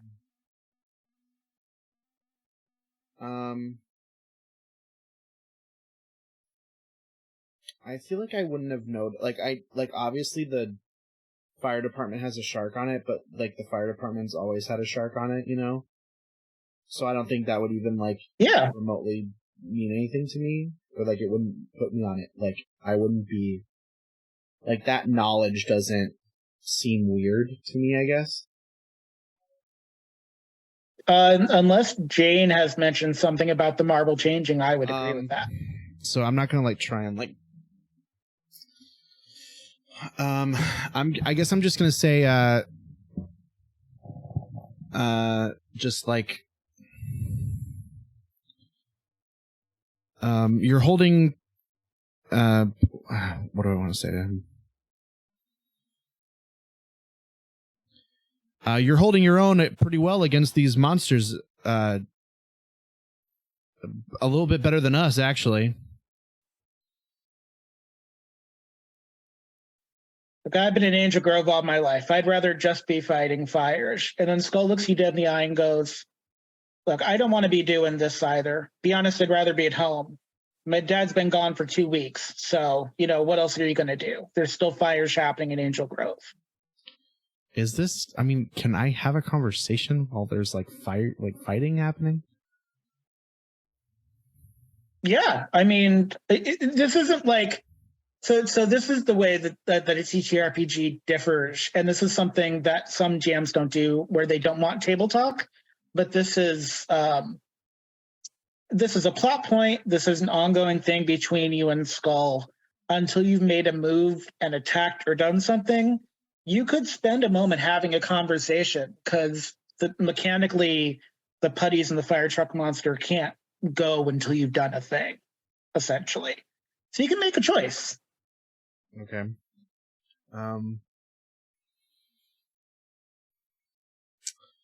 2 weeks 2 weeks ago is when all of that black smoke stuff was happening, or is that different? As far as you're aware, ever since you've had the Hagstones, there's at least been something weird smoke-wise going on. What I'm asking is the events of season 2 so far have been in a 2-week period. Month and a half. Yeah. So it's still pretty early fall still. So yeah, it hasn't been that long since Quentin's disappearance. It's been long enough, but it hasn't been so long that you're Dad is probably missing because of the weird stuff that's going on in Angel Grove, not just you know what I mean. Okay. Yeah. That is a very wise summation to make. Yes. I'm sorry to hear about your father. When was the last time you saw him? Saw him one night, and then in the morning he wasn't there anymore. What can you do? You got to pick up and move on. Did you notice? Did he leave anything behind? Did he leave any? Just disappeared, or He left the TV on. He didn't take anything with him. He didn't leave town. His truck is still in the driveway. He just left. It's like he disappeared. And you, and he was a fireman? He was the head of the fire. He is the head of is. He's coming back. I'm sure of it. I'm just doing his job until he does. Is that his, I wouldn't look in his bag. Well, what Why not? motivation do I have? I don't know. If you ask the right question, you can find the motivation.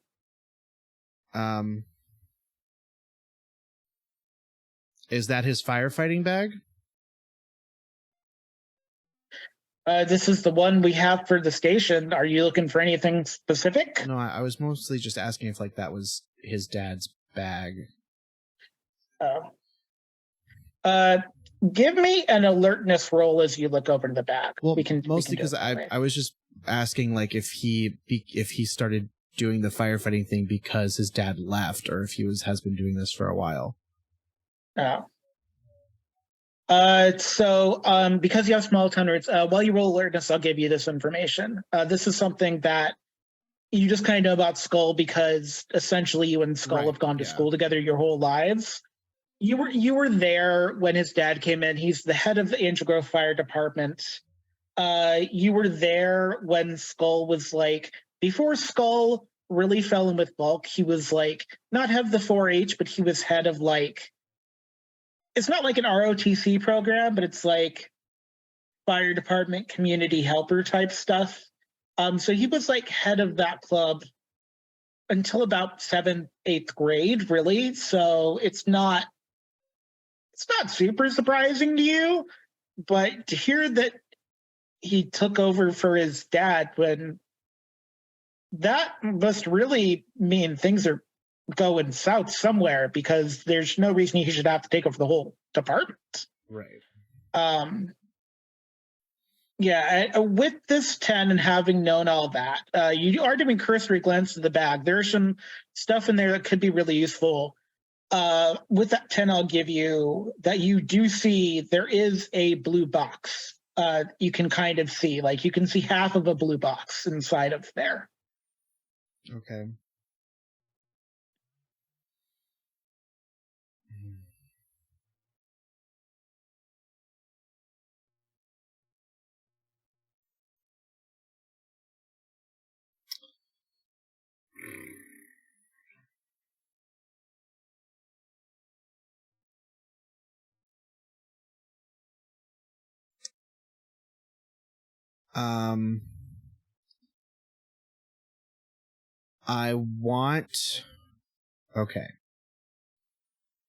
I want this to feel like natural.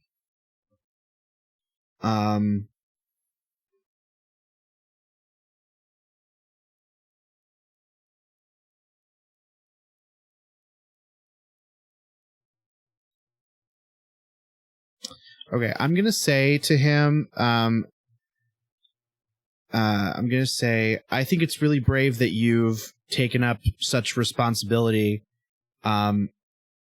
in the wake of your father's disappearance. It takes a lot of courage to do what you're doing, and stepping up for the safety of Angel Grove. So thank you for doing that. And then I'm going to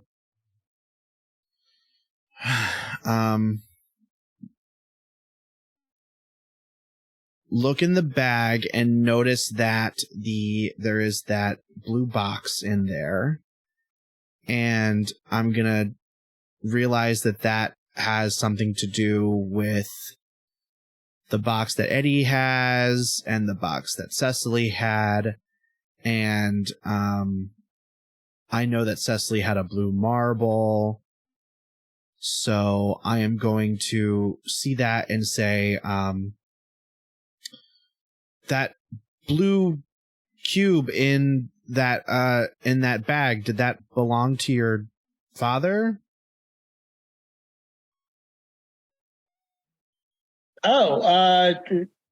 No, we've just had it at the station forever. It just kind of lives in the bag, and Skull gets in and picks up the box, and it's got that blue, it's got that kind of weird blue moss powder thing, like the green box has. Is the box having the red box the had. fact that Jane is running over to us. Yeah, as Skull picks up the box, it starts like rotating in his hand, and he goes, "Well, that's weird. Never Yeah, and Brick done is gonna that like before." put pieces together and be like,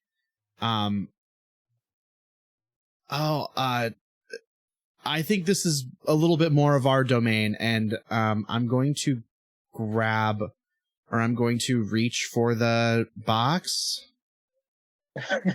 Skull throws sweet, it at you. He's like, "Oh, if it's yours, please take it. I just want this to be over with. I want my dad home, and I just want this to be over with. There's nowhere I'd rather be in high school. God help me for saying that." No, Can I give Brick throw the marble box? so that he can use I the throw box and get the weapon? Jane? No. I want to my give the turn. marble to. You know what's gonna happen. I'm gonna make you two roll for it again. Remember what happened last time? I'm down for You that. rolled against each other. Remember what happened last time? This way. What are we rolling? Yeah, what are you rolling? I want you to roll me finesse. Okay.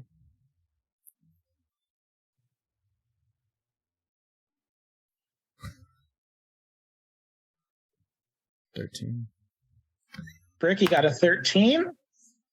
Jane, you got a 19. I want to fail. Well, I mean, Damn it. I guess. No, actually. Yeah, I mean, you can do whatever you want. I like to think that, like, so we throw the things at each other, like, just instinctively, and the box and the marble, like, collide and then do some cool, like, magic thing. And then, like, the shark appears. Or you can paint the picture if you want. I would like to paint the picture. Yes, I much appreciate that. No, you're fine. So what happened is actually the higher of the roll controls what happened in this scene. And that 19 from Jane means that you wanted to throw that marble just a bit more and just a bit harder. As that marble is thrown, Brick is still essentially holding the cube in its hand, and a little door seems to slide off of it like magic, and the marble sinks into it. And you hear, "Ah!" and a box, a clear box with blue, starts to go around you, Brick, and you hear, "The title shark. The deep waters of integrity and responsibility respond." And I want you to look in the Sentinel folder, and I want you to read the first paragraph of the title shark. The title shark, the deep waters of integrity and responsibility respond. When activated in the same manner as the Fire Eagle, this Sentinel ally adds a pinstripe of blue along the Pink Ranger's shoulders, and an insignia of a shark mouth outlined around the center diamond of their chest, as applicable. You see the little top of the fin because it's underneath your scarab. Yeah. As well as the Power Rangers Power Gloves now have shark tooth insignia on the outside. Anyone looking at them will see the mold of their helmet change to include a shark fin on top, and see the ghost of a title shark in the finished upgrade for a moment before its special ally attack hits. Cool. I will now describe the ally attack. The ally attack is called Title Shark Bite. A wave of blue grid energy pulses out of the Ranger and the ally once in completed armor. All enemy combatants on the field within 40 feet are shoved back to the nearest wall, or up to 60 feet if you're outdoors. They are prone for their first turn of combat. And because this is a spiritual attack bonus by the Title Shark ally, when it hits you, Cecily, it makes you prone, but it also de-putties you. Yay! And as the Title Shark Bite hits, it does do some damage.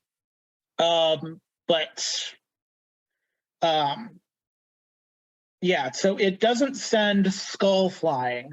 Skull's like, what was that? And so the Lego monster was, I think, yeah, the Lego monster was even close enough to get hit by it. The fire truck. The two putties go flying against the back wall. Unfortunately, an unfortunate side effect is the two Lego putties that were left are now merged into one putty. But that means there's only two monsters left on the field. And Brick, I don't want you to read this out loud, but I want you to read what the power attack of the title shark is. Because it's technically still your turn. You did use a standard action to morph. But you haven't moved yet, so you could still potentially do some things.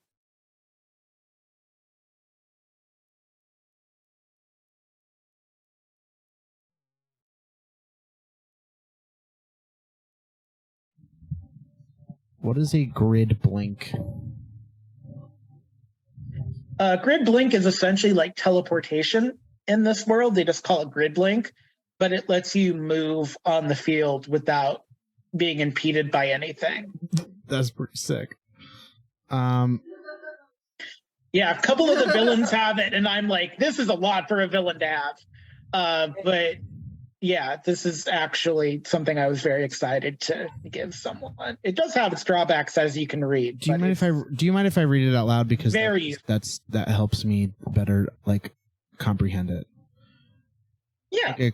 Read it out loud, because eventually everyone will see you do it, most likely. So this please Sentinel read ally has a melee-based power attack. The ranger in question obtains a 30-foot grid blink that can be used up to 3 times per game. At level 10, this goes up to 6 times per game, which when used to replace traditional movement in combat gives an edge to any melee-based attack, martial arts, or might without weapon, used after coming out of the blink. This attack is called Whirlpool Hit. A weapon or grapple may be used with Whirlpool Hit, but no edge will be given in this case. Yeah. That's so cool. I wish I had more points in might. I mean, but you still get to do a D20, and there is a finesse martial art. So there is an athletics one that isn't attached to might. But so basically it would be any hand-to-hand thing not using a weapon of some kind would be, I would give it to that for reviews. Okay.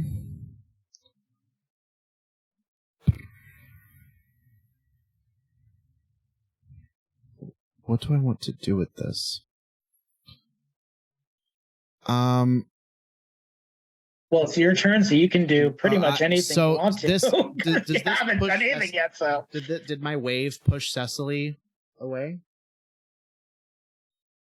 It sent Cecily prone, and Cecily, you have the top of the round, so you can feel free to announce yourself now if you want that you're better, or you can let people discover it. It's really up to you.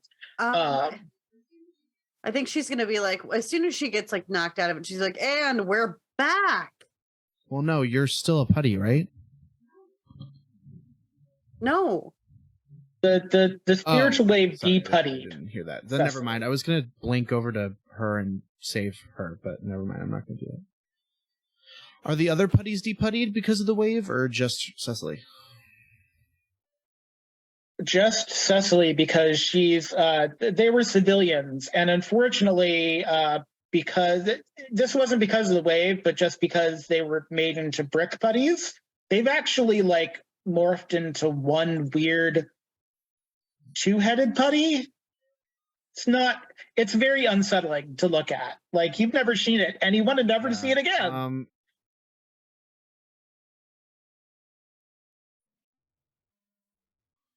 Okay, I have a question.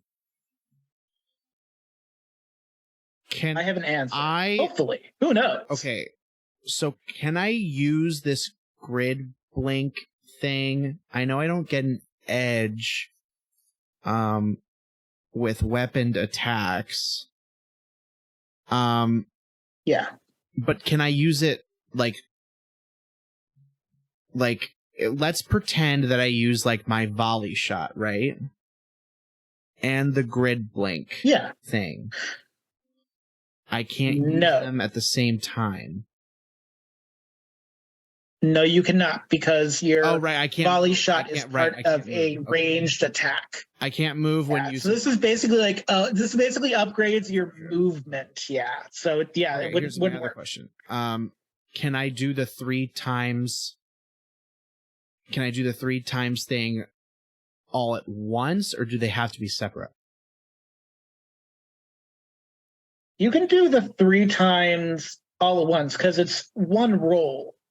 I'm not making you roll it 3 times, so it's like doing 3 points of damage, essentially, right? That's kind of what you're asking. Like, is it just to move around, or can I?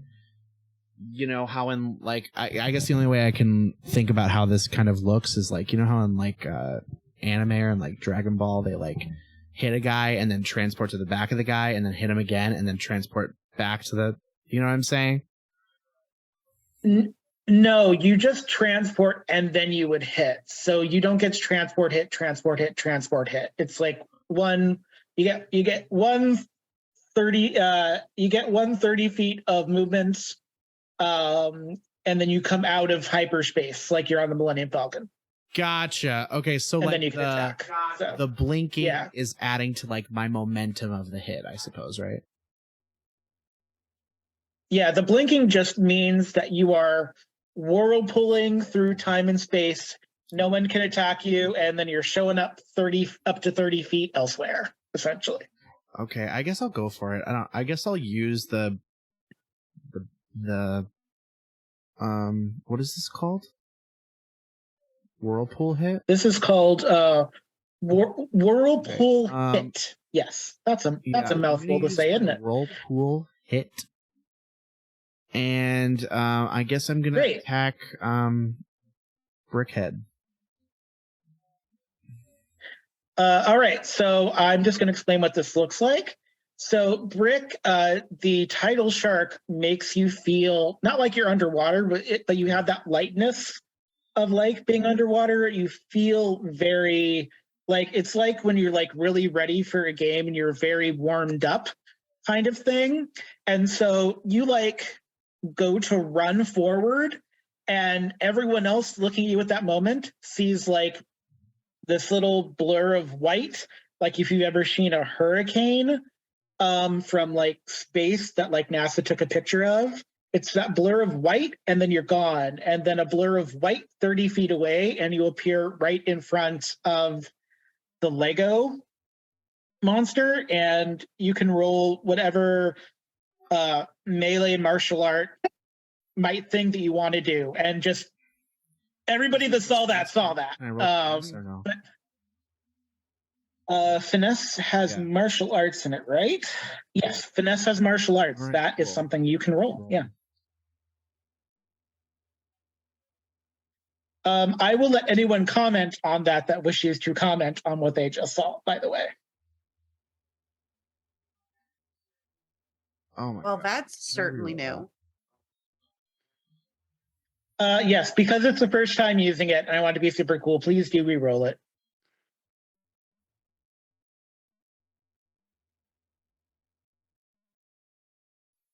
Okay, cool. 19. That's a 19. Yeah, so you appear right before the Lego fire truck and you get a hit off. And because they're actually prone, you actually get like a knee down into them, and then you're able to just like back up a foot, so you're still standing, kind of looking down at this creation that kind of ruined your first date with Jane, which we'll think about that later. But yeah, so everybody saw that. Cecily commented, does anybody else wish to comment? Skull, you can feel Skull rolling his eyes in the back of his head, doing his hardest not to be impressed. trying so hard to be cool and really trying to not be impressed, but it's very impressive. So I do my little water blink, and I come out of it, and I come out of it kind of like above the fire truck monster, and I do like a cool like spin kick thing, and I like kick it across its like truck face, and it goes, and I like kick off its like truck jaw, and I land, and I'm like on my knee, and I'm in like a hero pose, and then I like do a cool backflip away, and then land again. It's everything everybody has ever wanted. Cecily, you just saw that. I did just see that. That was a lot. I'm like, man, I go out for like 5 minutes and then all of a sudden that happens. What can I think she's gonna turn and be like, well, what do you guys need from me? Super putty. There's 2 brick themed putties that have now become 1 super putty Well, in the back of the room. the last time I went for one of those, I became one, so I'm a little apprehensive. But you can use their sword in reach form, so you don't have to Good idea. get Good right idea. next to them. I'm gonna use my sword in reach form then, and that's There you go. That's infiltration. That's going to be targeting. Targeting. That's right. I'm like, what's one of those D2s that I have?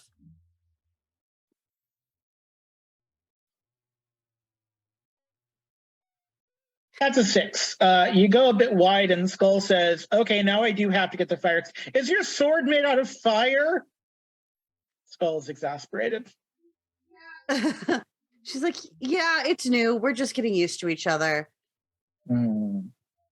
Skull goes, never mind.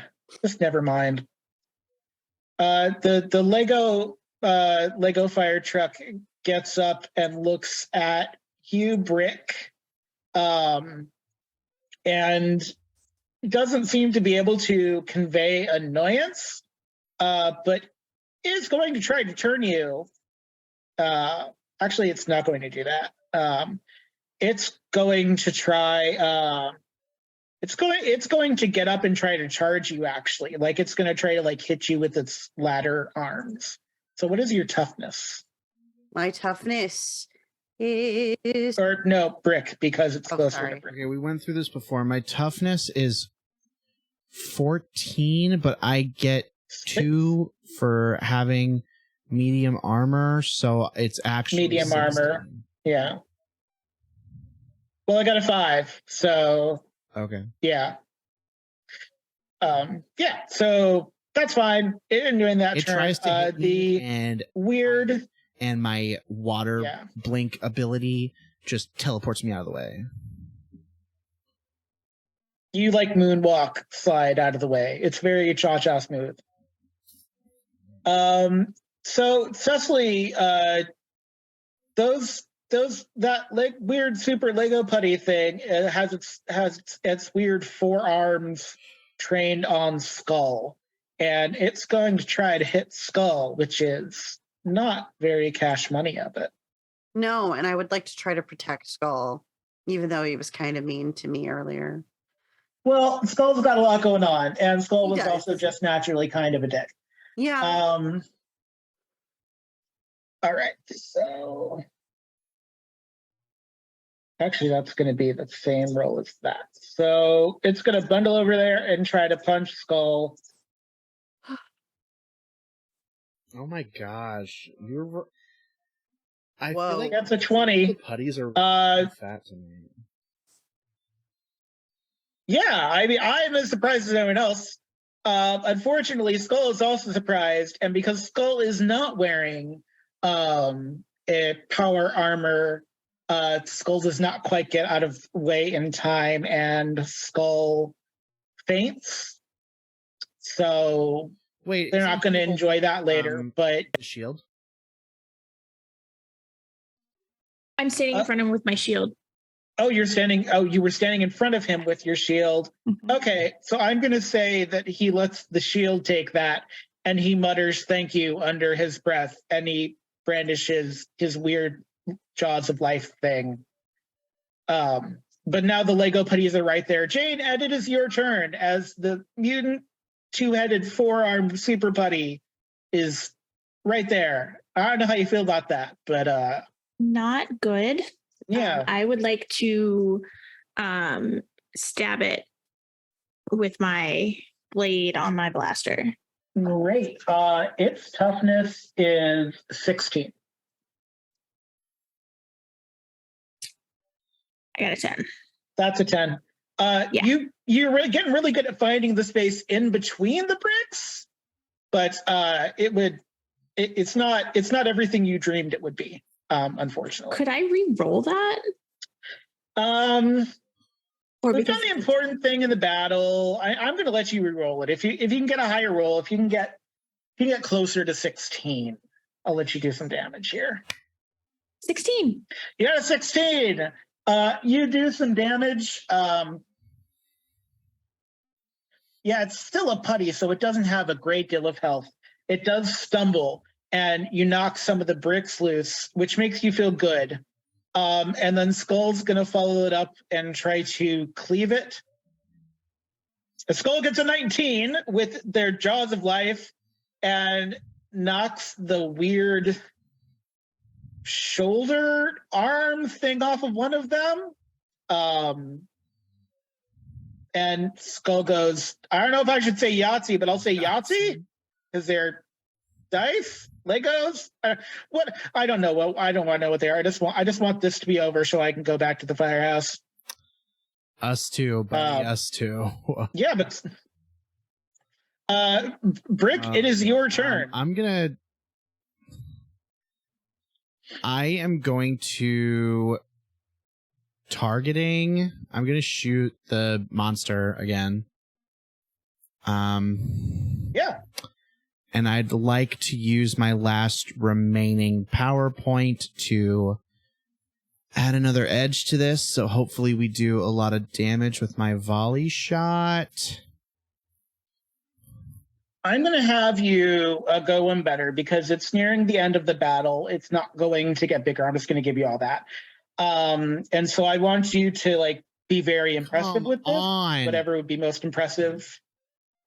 Well, that's 12, so it's not super impressive. But what happens is when you target it in such a way that the pink laser beam from your blaster actually bounces off the thing and hits the super putty and makes the super putty explode back into two humans. Oh, that's great. So that was super cool. Yeah, so that's something. So I want to give y'all a chance to really do something really cool. Cecily, I'm going to let you have the last shot for this battle. Fire sword. And you can do whatever you'd like to do to the Lego monster. Fire sword to the Lego monster. However you want to do it. I want to go in on the sword. I want to slash it. I want to before Cecily does what they're doing. I want to shout something to give them a +1 to their next action. Yeah, there's enough room. What would you like to shout? What is your heart of the team for this moment? Is woo.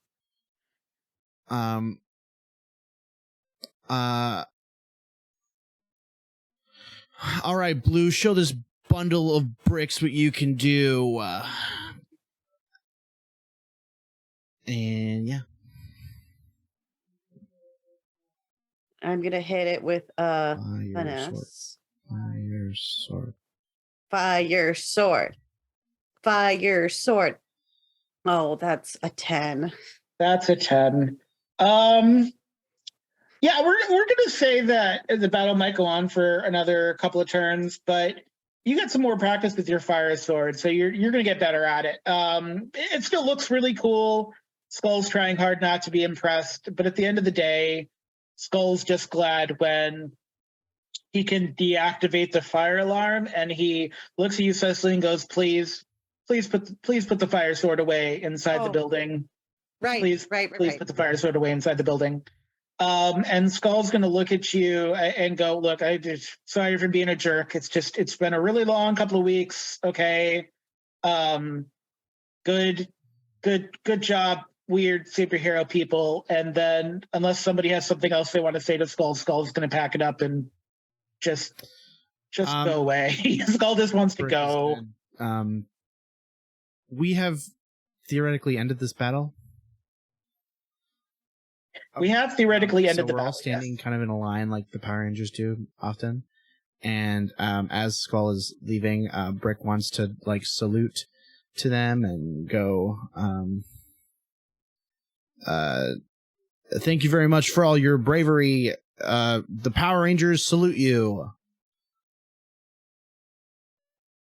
Brick, not Brick, Skull turns to look at you very specifically, and Brick, you get the sense that he's kind of actually looking through your armor, and then he just kind of very slowly raises his middle finger and walks out of the room.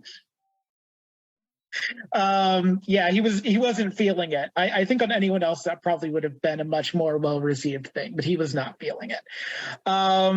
He also kind of feels like he's kind of suspicious, and he may have recognized your voice because the suit doesn't modulate your voice so much.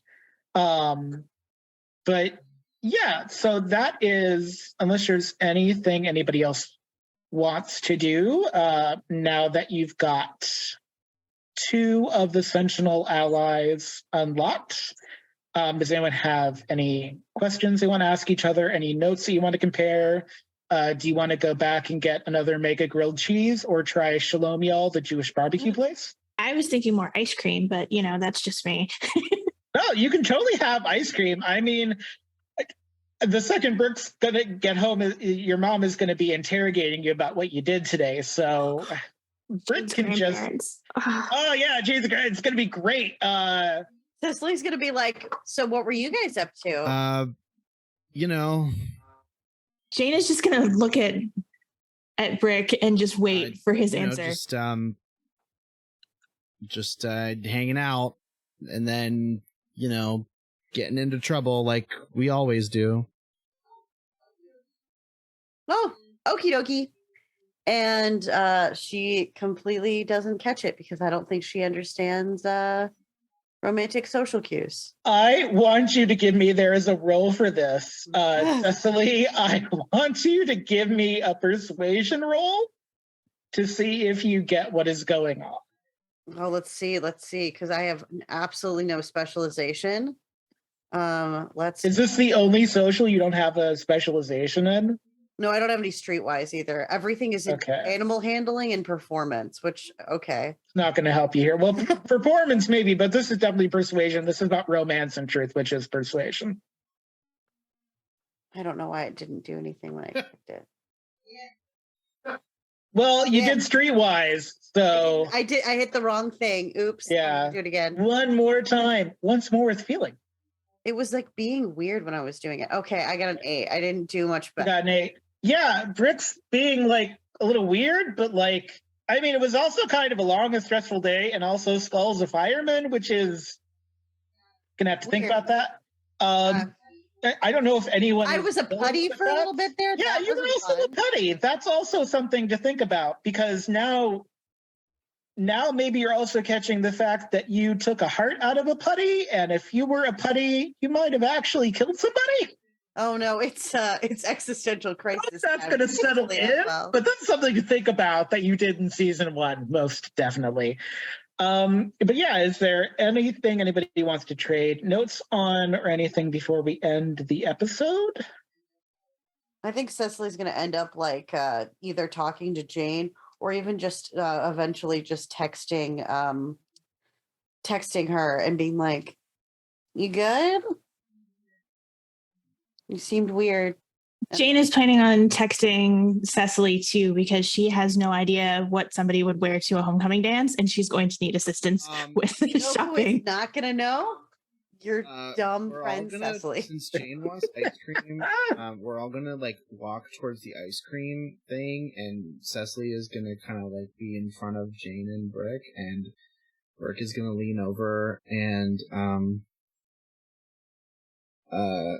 be like, I didn't know that was gonna be our first date. Cecily. No, absolutely not. I'm Cecily hear whispering. that? You rolled an 8. You're aloof to everything that's happening right now. You were punny today. It was You're a just- long you're just, day. like, sipping It was a Also, long ice day. cream Glee. it's not just ice cream. It's also like they've also got gelato. So there's And they like have some like legit things sprinkles. going on there. Yeah. There's sprinkles. I'm sure Cecily, a lot like Jane, in her life, is very enamored by ice cream, so she wouldn't even be like noticing anything else that's going on around her. I'm not gonna lie, that's me too. So don't feel bad. Jane will lean in and whisper, I don't know if it was a date. I just said that. I'm sorry. And she's gonna kind of put a hand on his arm and say, I'm really glad that you got a power weapon today. I'm really glad that you got it. Thanks. I was actually hoping that you would be getting one, but I guess I'll take the power. I mean, I'll get one eventually, but you sacrificed your power for all of us at one point. You deserve to have it. So I'm glad that you got it. Thanks. You're welcome. Brick, also, this does have physical form for you as well, just like Cecily's red one does. So you also will need to figure out how to carry this now with yourself. So Okay. I kind of imagine that I'm just kind of like holding it and like tossing it up and down like I would a baseball. yeah, you can hear the marble inside of it, by the way. It's weird sounding. It sounds like a ship in a bottle sort of thing. Cool. Oh, also, that does mean that because you've unlocked an ally, you now also go to level 7, which means you will get a point of health, and I will send you all the things that the level 7 Pink That's Ranger also awesome. can do. My volley shot has 4 shots now at level 7, so Nice. I get to Crazy, sexy, cool, do as that. they would It's say. cool now. It's true. Yes, sorry, I interrupted you there, Jane. Oh, no, it's fine. I don't remember what I was going to say anyway. Okay. Yes, so this was an eventful, fun episode. I want to thank everyone for tuning You in. I rolled want to so thank bad. all I the think Rangers. This is one of our longest episodes we've ever recorded. I was rooting for you. I was rooting for you, kids. I was rooting for you, crazy kids. I thought you were gonna have us. I think it was really good because I not doing good. Well, I need you to not die at the hands of that. That would make the rest of the season very hard to record, is if you all were turned into Lego characters. Zordon could have always like saved us. I'm not ready for that. Zordon has the ability to teleport us wherever he wants. So, or next session, Eddy could have somehow found us and saved us. It's true, but there are other things to come to happen. So it was possible, but I don't want to get in the habit of doing 2 parts. And it was, I think y'all did that really well for Lego Crisis, and I did not expect Lego Cecily, but it worked out. I'm glad I'm not a brick anymore. okay. No offense, brick. It takes a special person to be a brick. So. But I want to thank everyone for tuning in, and we'll catch you next time with Sentinels of Senior Year. And as always, may the power protect. Thanks, guys. Thank you. All right.